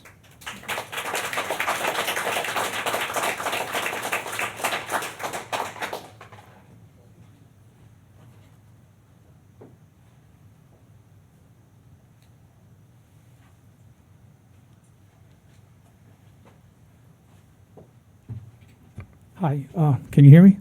It's Anthony Scaglione, 543 Washington Street. I just want to start off with, as we go through this and I ask some questions, and same with the other people who ask questions, if you happen to miss them when you address this at the end, after the public session, can we speak up and let you know that you missed something? Would probably be better to send us an email or speak to us after the meeting has ended. Yes. Okay. Okay. We'll cross that bridge when we get to it. We ever heard that before? So a lot of people are talking about environmental concerns, and they're all real concerns. They didn't talk about the flooding concerns about the creek back there, but that's another issue. But I'm here to talk about lights. So I moved to Westfield in 1998 in August, and Keller Field is my backyard. I thought it was great. I still think it's great. My kids were able to go over there and play, and we knew where they were, and it was easy to get them to come back. So in 1998, I don't know how many of you were here, the Board of Ed decided to let the high school football team rent temporary lights to have a Friday night game. I thought, wow, this is great, and I went to the game. Next day, I had things in my mailbox about how there was never supposed to be lights at Keller, and that's what the Board of Ed always promised. And we had all kinds of conversations back then, and we were told basically that there would never be lights at Keller. But then what came after that was there were multiple attempts to put lights temporarily at Keller. There was an attempt to put lights at the high school softball fields, which, because I guess the Board of Ed was doing that back then, the town voted on it. And it was voted down 2-1. Okay? People don't want lights in residential neighborhoods. So I'd like to hear what your opinion on that is later. So now they come up with this disastrous plan that has been compared to twice the size of the fields at the Meadowlands, at MetLife Stadium, 400,000 square feet, and 14 light poles, and like 8 fields. And this is supposed to give more playing opportunity to the children. Although we've proven through multiple 30 seconds. aspects that this can be accomplished with grass that recovers quickly from rain and weather. You know, my kids played sports all through high school. My son played through football through college. He didn't need lights. I'm not sure why we need lights now. You talked about being someone retired, and I guess he was responsible for keeping up the fields. I don't know if any of you have been to Jefferson's Field, but all I hear is about how bad the fields are now. If we just improved the fields and made them playable and less susceptible to the rain and the weather so that they're playable the next day, not only would we need synthetic fields, but we wouldn't need lights. And the people who live near the Elm Street field, Memorial Park, and God knows what's next, they're going to get lights in their neighborhoods too. And I don't think they're going to like that either. So I hope you understand that nobody wants lights in residential neighborhoods. Thank you.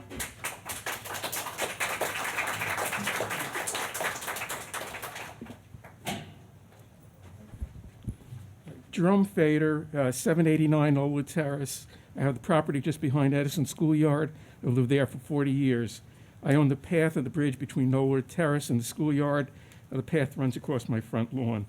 I've been very concerned about the discussions of expanded use of Edison Field. I want to make you aware that the path has been the subject of severe problems in the past, dating back 43 years. These included extended interactions with the town council and my attorney, and several attempts by the school and the town to fix problems. The path is covered by an easement which restricts its use to school children for the purpose of attending Edison. I'm concerned that expanded use of the schoolyard will promote greater traffic, extending into the night hours and profoundly violating the terms of the easement and impacting me.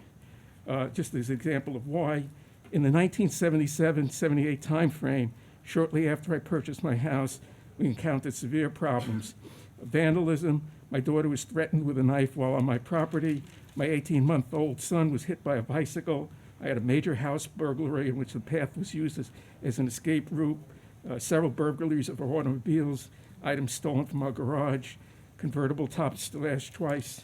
The school, to try to help out, the school installed a gate, and the school opened and closed the gate before and after school. The gate was repeatedly vandalized with hacksaws. And there was some proposals for additional hardening of the gate. The problems abated when my daughter began to attend Edison, but I'm not sure of all the reasons. I continue to have problems with having to pick up garbage and minor vandalism, but they're workable. I don't want to go back to the problems that I had before. I don't want night traffic and people congregating on my property. The neighborhood likes having the path open, but my request is that discussions of expanded use of the schoolyard should be accompanied by discussions of how to restrict use of the path. Thank you for this opportunity.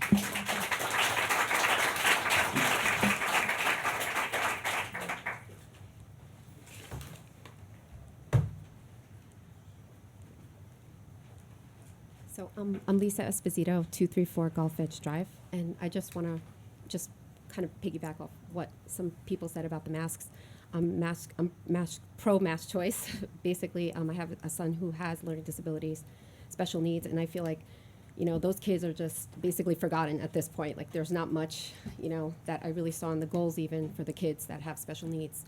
How are, you know, the last 18 months being addressed? And he's starting 6th grade now, and I mean, I have so many sleepless nights just not knowing where he's going to be with it, and I'd hope that, you know, as a board that we would address those kids with those learning disabilities and IEPs.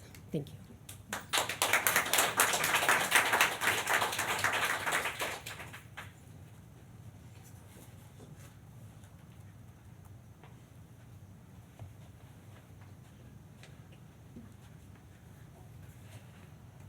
Good evening. My name is Tim Eaton. I live at 762 Knollwood Terrace. My wife and I have lived on Knollwood Terrace in Westfield for 34 years. Knollwood Terrace and the surrounding neighborhood is a great place to live, providing a quiet, peaceful, safe, and beautiful environment. That is why we moved here.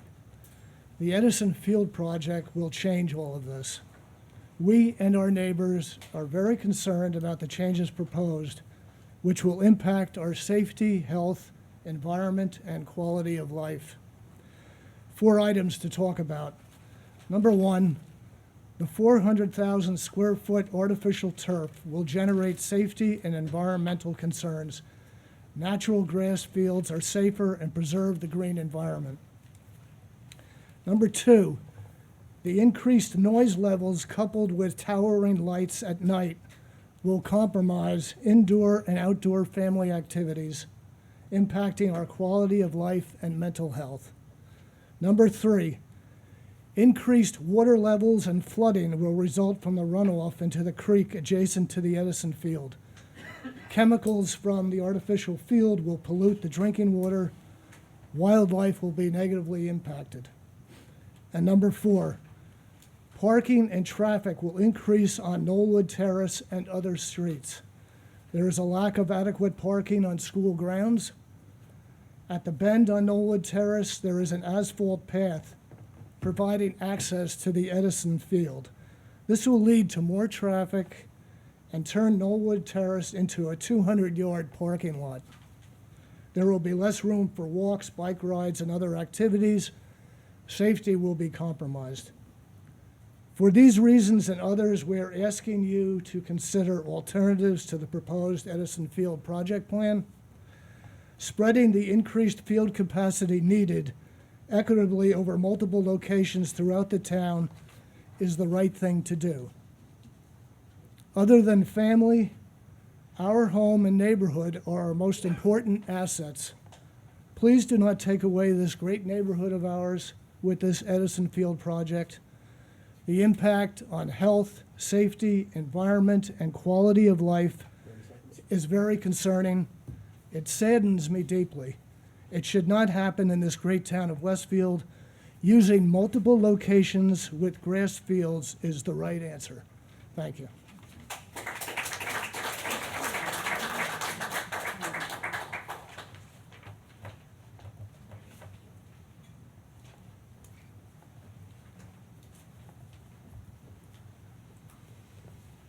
Good evening. I'll try to be quick. I know everybody's getting a little tired. My name is Steve Kircher. I live at 791 Knollwood Terrace, and I'd like to address a issue that impacts every single one of us, which is public safety. It is the primary function of any government or government agency to provide safety for its citizenry. Without it, we have chaos. Let me begin with a question. Would you pour gasoline on a campfire? No, right? It's dangerous. It's irresponsible. The proposed creation of a massive lighted facility with plastic grass in the middle of a residential neighborhood where we already have public safety issues and concerns will increase the risk to the public of great bodily harm or worse if this project moves forward. Some of the initial issues are volume and speed of traffic. A traffic study has not been completed. Everybody here knows the traffic situation on Rahway Avenue. Principal Bolton sends out emails to the parents about how dangerous it can be. Pay attention. You have sidewalks. Listen to the crossing guards. We have a hawk light signal there.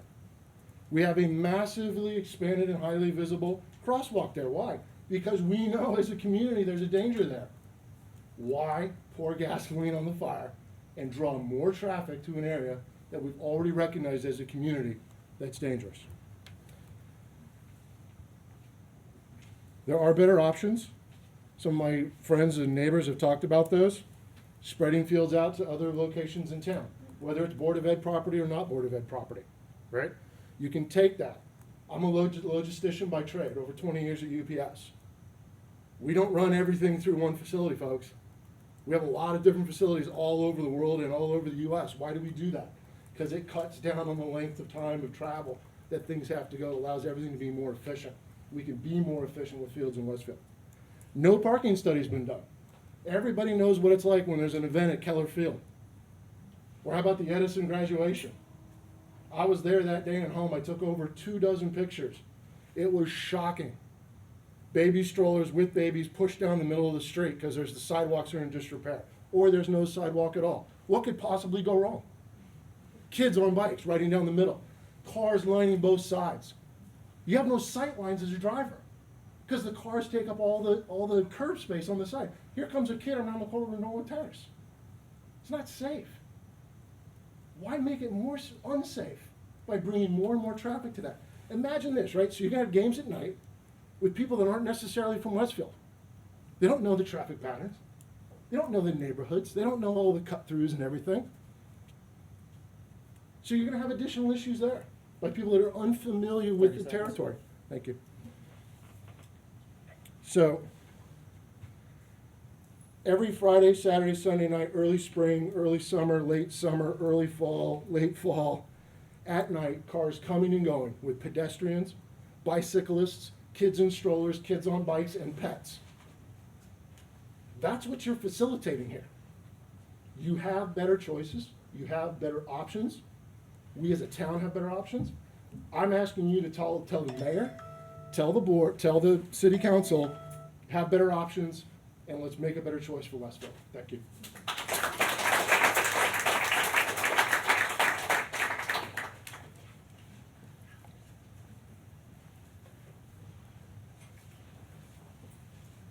Hi, Jennifer Crawford, 795 Knollwood Terrace. So we all know we need to increase field capacity. What we differ on is the approach to the problem and how to solve it.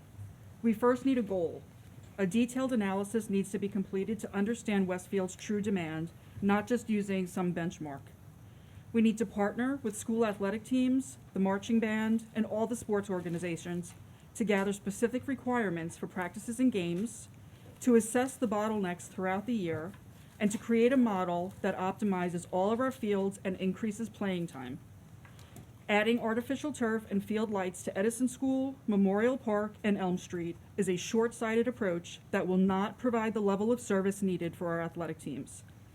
But it will create long-term problems for our community.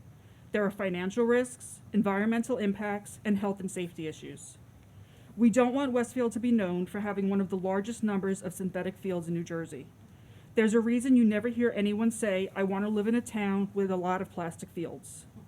We are smarter than this, and we can do better. Many of our fields are underutilized. Capacity can be increased by improving natural grass fields and optimizing the number of fields that can be used at each location. Natural grass fields cost less, they are safer for athletes, safer for all students, they are self-cooling, and they are sustainable. Improving more school fields benefits more kids. They can be used for recess, PE, after-school activities, and sports leagues. Ask our kids.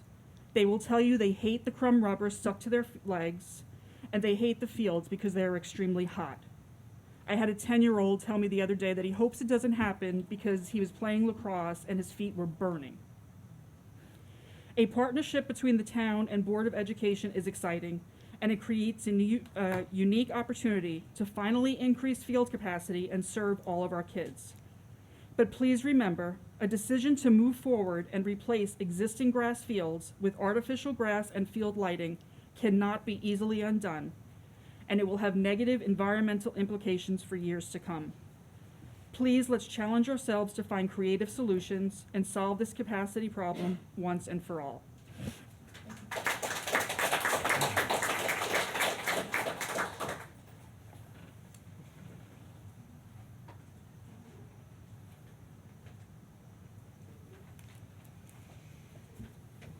Hi, I'm Ann Rosen, 166 Mountain Avenue. So I just wanted to address, because we value diversity. I think all of us value that. I love that we have a very colorful community now, but what we are really sorely missing and lacking is diversity of thought, diversity in the way that we're able to communicate. I watched what happened with Tara today, and it makes me sad because I can always identify the person who is speaking outside of the consensus. It's sad to me because I see it in our, I see it here with Tara at the Board of Ed. I see it with Mark LaGrippo at our town council meetings. Unfortunately, there isn't a voice of dissent in our Board of Health meetings. But I'm trying to imagine how our children are able to advocate for themselves in a setting where they know what the consensus is. And they know what will happen when they speak outside of it. It's very scary.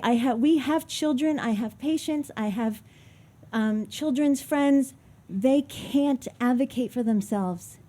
They know they can't talk about who their parents voted for. They know they can't talk if they disagree with a policy that's happening at school, and they will not ask to take off their mask, even if they can't breathe, even if it's hurting them. So what I'm asking to revisit is, we have to figure it out as adults because we haven't figured it out yet, how to speak to each other, how to make room for a true diversity of discussion and voices. I was just reading about ACEs, and this used to be a really big deal. We used to talk a lot more about it. But this talks about how toxic stress is on our children, right? They say we could reduce 21 million cases of depression, 1.9 million cases of heart disease, 2.5 of obesity, reduce unhealthy behaviors. Just by eliminating the toxic stress, we have to figure this out for ourselves. We don't have to be enemies just because we don't see things the same way. I think we can figure things out. I think we want a lot of the same things, but I really, really would love to see us be able to find middle ground together and not have interrogations when we speak outside the lines. There shouldn't be an outside the lines if we're really trying to create diversity and inclusion. Oh, last thing. Because I think it's very confusing with regards to inclusion, because I agree with what everyone says about the masks, and I'm afraid of the mandates all the other mandates coming down the line. But as of yesterday, when we're talking about inclusion on the one hand, and on yesterday, our Westfield High School reopening plan included a sentence about kids who were unvaccinated being sent off to the auditorium for lunch. So we're really missing the mark with inclusion. I really want to bring medical choice into the inclusion conversation, please. Thank you.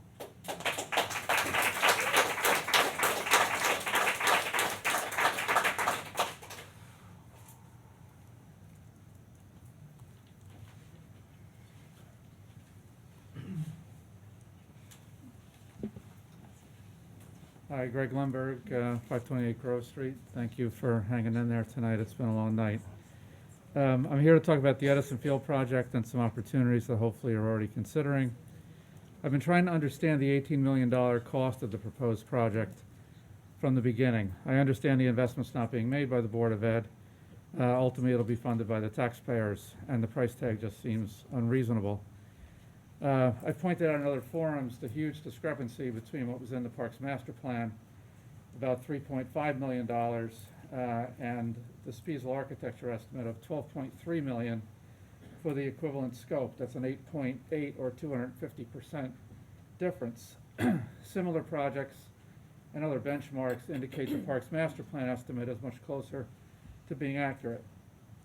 So this makes me wonder if there's a specific issue with the Edison site that's driving the cost, or is there a gross miscalculation on the part of Spiesel? The question that I believe is relevant to the board is whether there are alternatives to address athletic field capacity that will be more beneficial than the proposed Edison project. Most Board of Ed properties, including Edison, could be rehabilitated with proper grading, drainage, grass varieties, maintenance, to yield more playable hours. The field at Jefferson, mentioned earlier, is probably the most obvious example of a field that could be vastly improved. The financial aspects do become relevant when comparing the absolute cost of synthetic surfaces versus natural grass.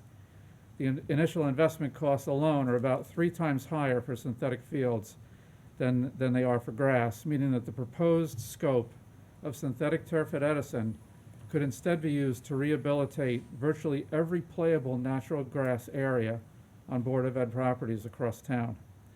Maintenance and replacement costs are also favorable for natural grass, despite popular opinion. The improvements to school properties would benefit all school children in Westfield, not just student athletes. Other towns are taking a hard look at synthetic turf surfaces. Homedale recently scrapped a plan to install synthetic surfaces and instead rehabilitated grass fields. Princeton has also stopped a synthetic turf project at Hilltop Park.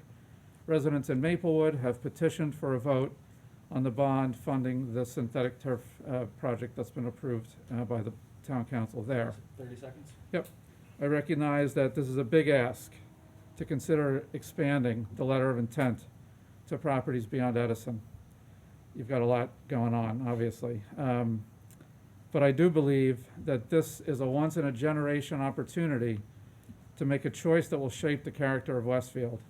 I hope that you'll consider the choice that keeps Westfield green and preserves healthy natural services for students. Thank you for listening. Perfectly timed. Perfect. Yes?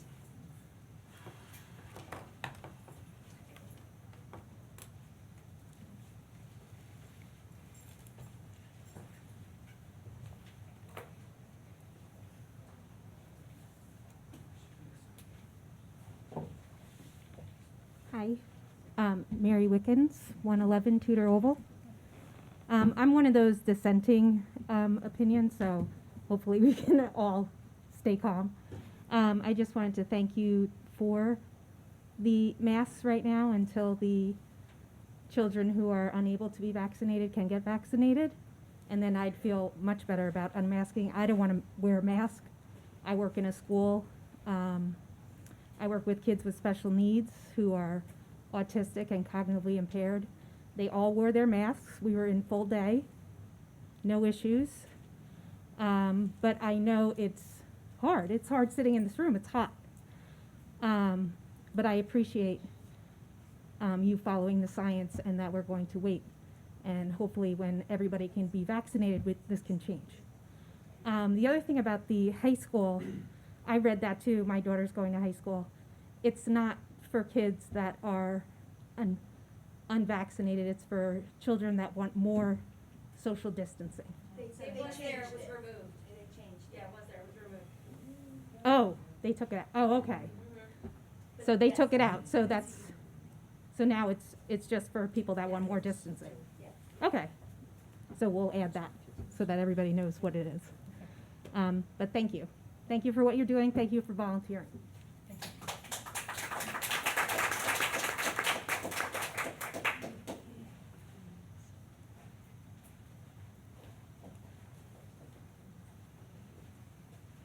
Hi, Sharon Albin from Wentz Avenue. So I understand that Dr. Gonzalez had spoken about leaving the windows open in classrooms regardless of what the weather is. If the masks really work, why are you going to that length to leave windows open? Also, I want to talk to you about putting speech restrictions on all school employees, including teachers, that should state that vaccination decisions are at the discretion of parents and their healthcare providers. As such, the staff should not discuss COVID-19 vaccination status, nor encourage or discourage vaccination at school, during extracurricular activities, or at school-sponsored or school-sanctioned events on or off school premises. The resolution would primarily be aimed at safeguarding teachers and others from being bombarded with questions about COVID vaccinations, as well as alleviate bullying and discrimination. This is a guidance that I hope you really do go with. There are children that cannot get the vaccinations for numerous reasons, and I do not agree that the vaccination does prevent the virus, as we are seeing over and over again in the news, that people that are vaccinated are still getting COVID. Thank you.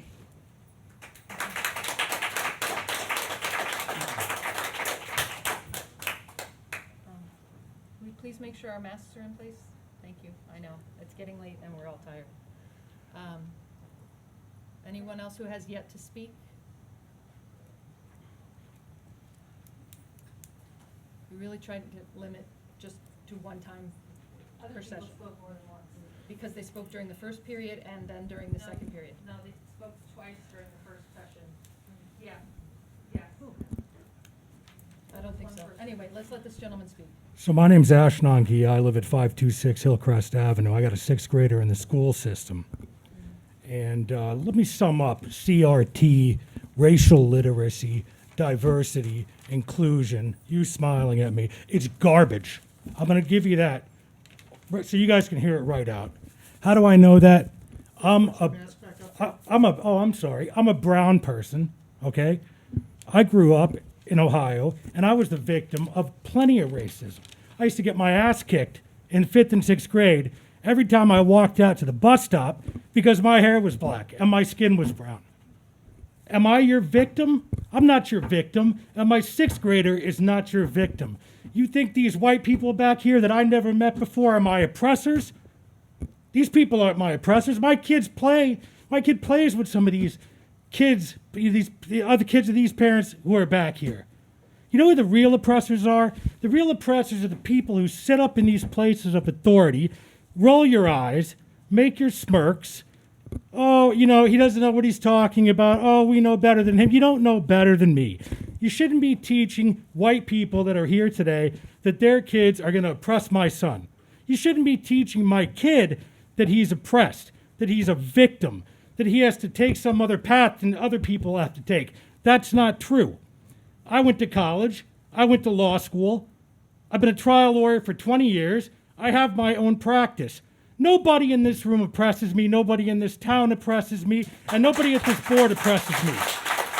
You people who sit up here need to think about what you're doing. Think about it when you draft your policies, when you allow what gets taught to these children to be taught. It's wrong. People should be judged by who they are.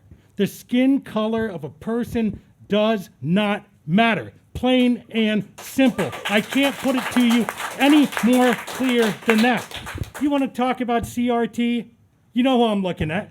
You want to talk about racial inclusion? You want to talk about all that?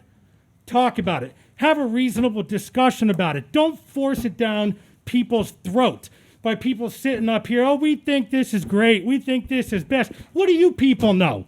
You don't know anything. You walk out of here just like I do. You get in your nice car, you go to your nice home, and you move on to tomorrow. 30 seconds. Why don't I get 6 minutes since I'm oppressed? Maybe 12 minutes. Nobody can answer that, right? Maybe I should get the whole night to go off. But I am sick and tired of what is going on in this school district. I moved here with my son so he could have a good place to go to school, so he could enjoy his life, so he could grow up without any of the nonsense that goes on anywhere else. And you know what? Now I'm thinking I got to go down south because this place is not cutting it anymore. And I hope you guys get your act together very quickly because frankly I've had it, and I'm going to annoy you people at every single meeting that I got to come to. As soon as I see these curriculums and the garbage that comes home to my kid, I'll be back here, and I hope these people will be back here, and that's it.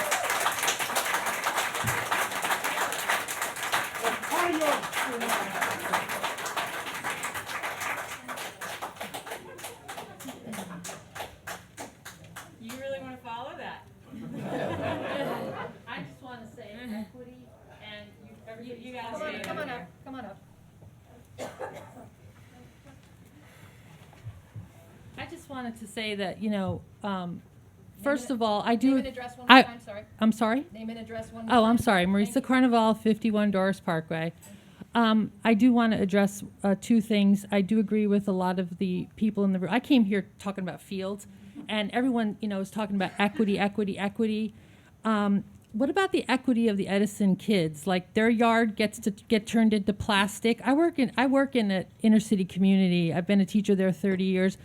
My students have recess in a gym because we don't have green space. That's just the way it is. And we are clicking our heels because we're finally allowed to use a parking lot because I want the kids to go outside. Talk about social emotional learning. I teach it every day. And to take away that field and to tell our kids in the same breath, go inside and teach about equity when the north side in Roosevelt is going to keep this pristine green area and beautiful park behind it that they're going to connect for environmental connection with kids. And then have the nerve to say to the kids at Edison, hey, yeah, but you know what, you guys, we're going to put these plastic fields back here and we're going to change your environment because you are not worthy of having a grass field to sit at on recess. I don't understand that thinking. They deserve to have a green space. We don't live in an urban area. We don't. Don't make it urban. Don't make it where they can't enjoy it. That's the beauty of what these kids have. And my students don't get that. And it's a luxury, and I think we take it for granted. And finally, talking about teachers, I'm an educator. The stuff I heard from a few teachers over my son's schooling in the high school, if those people spoke like that where I work, they'd be down in the principal's office and the superintendent's office. The politics that they spew in the classroom is crazy. It really is. And you know what? One person, and I'm not going to say any names, had the nerve to say something about my son made a point. My son won't even speak up because he'll say to me, Mom, I can't, because she'll say something to me. And here's the beautiful part about it. She talked about white privilege and how boys have white privilege. She doesn't know that she's talking to my son who's Hispanic.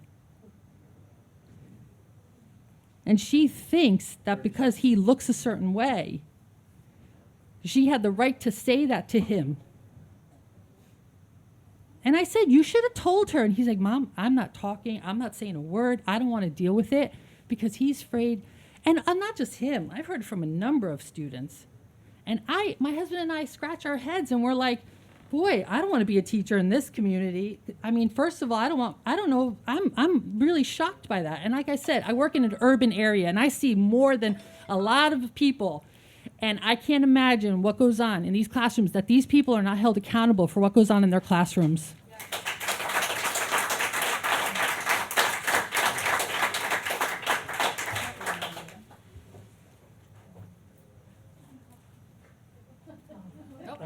Okay.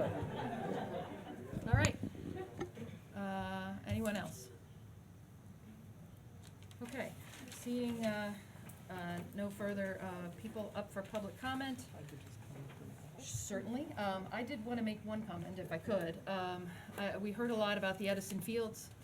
It is a project where we are attempting to coordinate with the town. It is not set in stone what that project will look like. We had board members present at both of the public meetings that were held at Edison back in July. So we've heard many of you share your concerns with us previously. And I know that at the last town council meeting, they alluded to the fact that they may be revisiting what that field proposal will look like. We don't know yet what any new proposal would entail. But I did speak to the mayor yesterday, and she said they really hope to have an alternate proposal to discuss and share with the public on September 20th. They were originally going to have a meeting tomorrow, but that one's scrapped, so don't attempt to go to that one. But September 20th, there will be one, and they expect to have more information there. So please know that nothing is set in stone yet. We signed a letter of intent just so that we could discuss publicly what it might look like, and so therefore we're going to move. We'll see what happens after September 20th, but nothing is happening immediately. It's why it wasn't an agenda item tonight, and it won't be an agenda item in the terribly near future. Go ahead, Gretchen. Can I slightly recharacterize? Yes. At the beginning, you said that this is our attempt to coordinate with the town on a project, and I think that even that's overstating it. I mean, Okay. I think that the letter of intent was our willingness to allow the town to engage in a conversation with the public. And the reason we were involved is because we own that field, right? Mm-hmm. So I just wanted to recharacterize it because it almost made it sound like we were a little bit further along than I believe the board intended, which is just, we agree that you can explore this conversation with the town, and if it seems that that's what's appropriate, then it comes back to us to make a decision about whether we're on board with that. Is that fair? I don't want to. Yes, and that letter of intent was non-binding. Yes. Correct. It Yes. was revised. Also true. It was revised several times because of, not reworded several times because we wanted to make sure that We weren't held to We anything. weren't held to anything, and that it was just that clear that we were having discussions, and that's it. Yes. But I do, again, I echo, appreciate y'all coming out, because Yeah. that was a perspective that we needed to hear, and so thank you. Yes. Now, please, folks, it's been 3.5 hours. We've, Just one thing, the question was, does the board take a position on lights? No, we don't, at this point, we're not taking a position on lights. You don't need to know what the future plans are to take a position on lights. But it's not a matter That's not for the the board point. this You evening. can drive there. Okay. If you wanna Save talk to lights. me in the hallway about my position on lights, it has nothing to do with the board, but the Yep. board is not taking a position on lights this evening. yes. And I believe Dr. Gonzalez had a comment or two that he would like to make. So just in response to the comments made this evening, I do want to continue to reiterate, this is the first time you're meeting me in a public, forum. So I could assure you that the comments that are shared, are comments that are heard. They're heard loud and clear, and they're considered as we continue to, move forward in our work together. At any point that we have the ability to present to the public, I look forward to, an open dialogue. But those dialogues may not occur at a board meeting, and I certainly want to, reemphasize, they may be other forums or opportunities for community engagement that we could have, but certainly don't want to, suggest that the only conversation that we could ever have, or the only presentations that are ever afforded the public to find out more, occur at board meetings. And I think the webinars the past few days are perfect examples of how we could continue to engage in dialogue with the community on many of these topics, whether it be about reopening or the curricular initiatives. So I do want to reiterate that, and hopefully over time you'll be able to see and hear that as well. Also, a couple of specific items that I did want to address. The question about leaving windows open, the reason we still continue to promote leaving windows open is because all of the work that we're doing to safely return is based upon a layered mitigation strategy. It's multiple aspects that we're trying to incorporate at the same time. So between masking, between social distancing, between disinfecting, between hand washing and hygiene, between the work we're doing to upgrade our unit ventilators and install these things, increasing fresh air is always going to be a top mitigation strategy, and that's consistent with the work that we've been doing. I could say we, because collectively reopening schools has always stressed that. So I just wanted to clarify that. But I hear loud and clear, we want to make sure that we're not keeping windows open when it's 0 degrees and we, creating a new set of challenges. Likewise, there is reference to the high school lunch plan, including language. That is correct. It was brought to my attention that there is confusing language, so we reached out to the high school to make sure that is corrected. No, we are not looking to separate or in any way segregate students based upon their vaccination, just afford people options and opportunities. Yeah.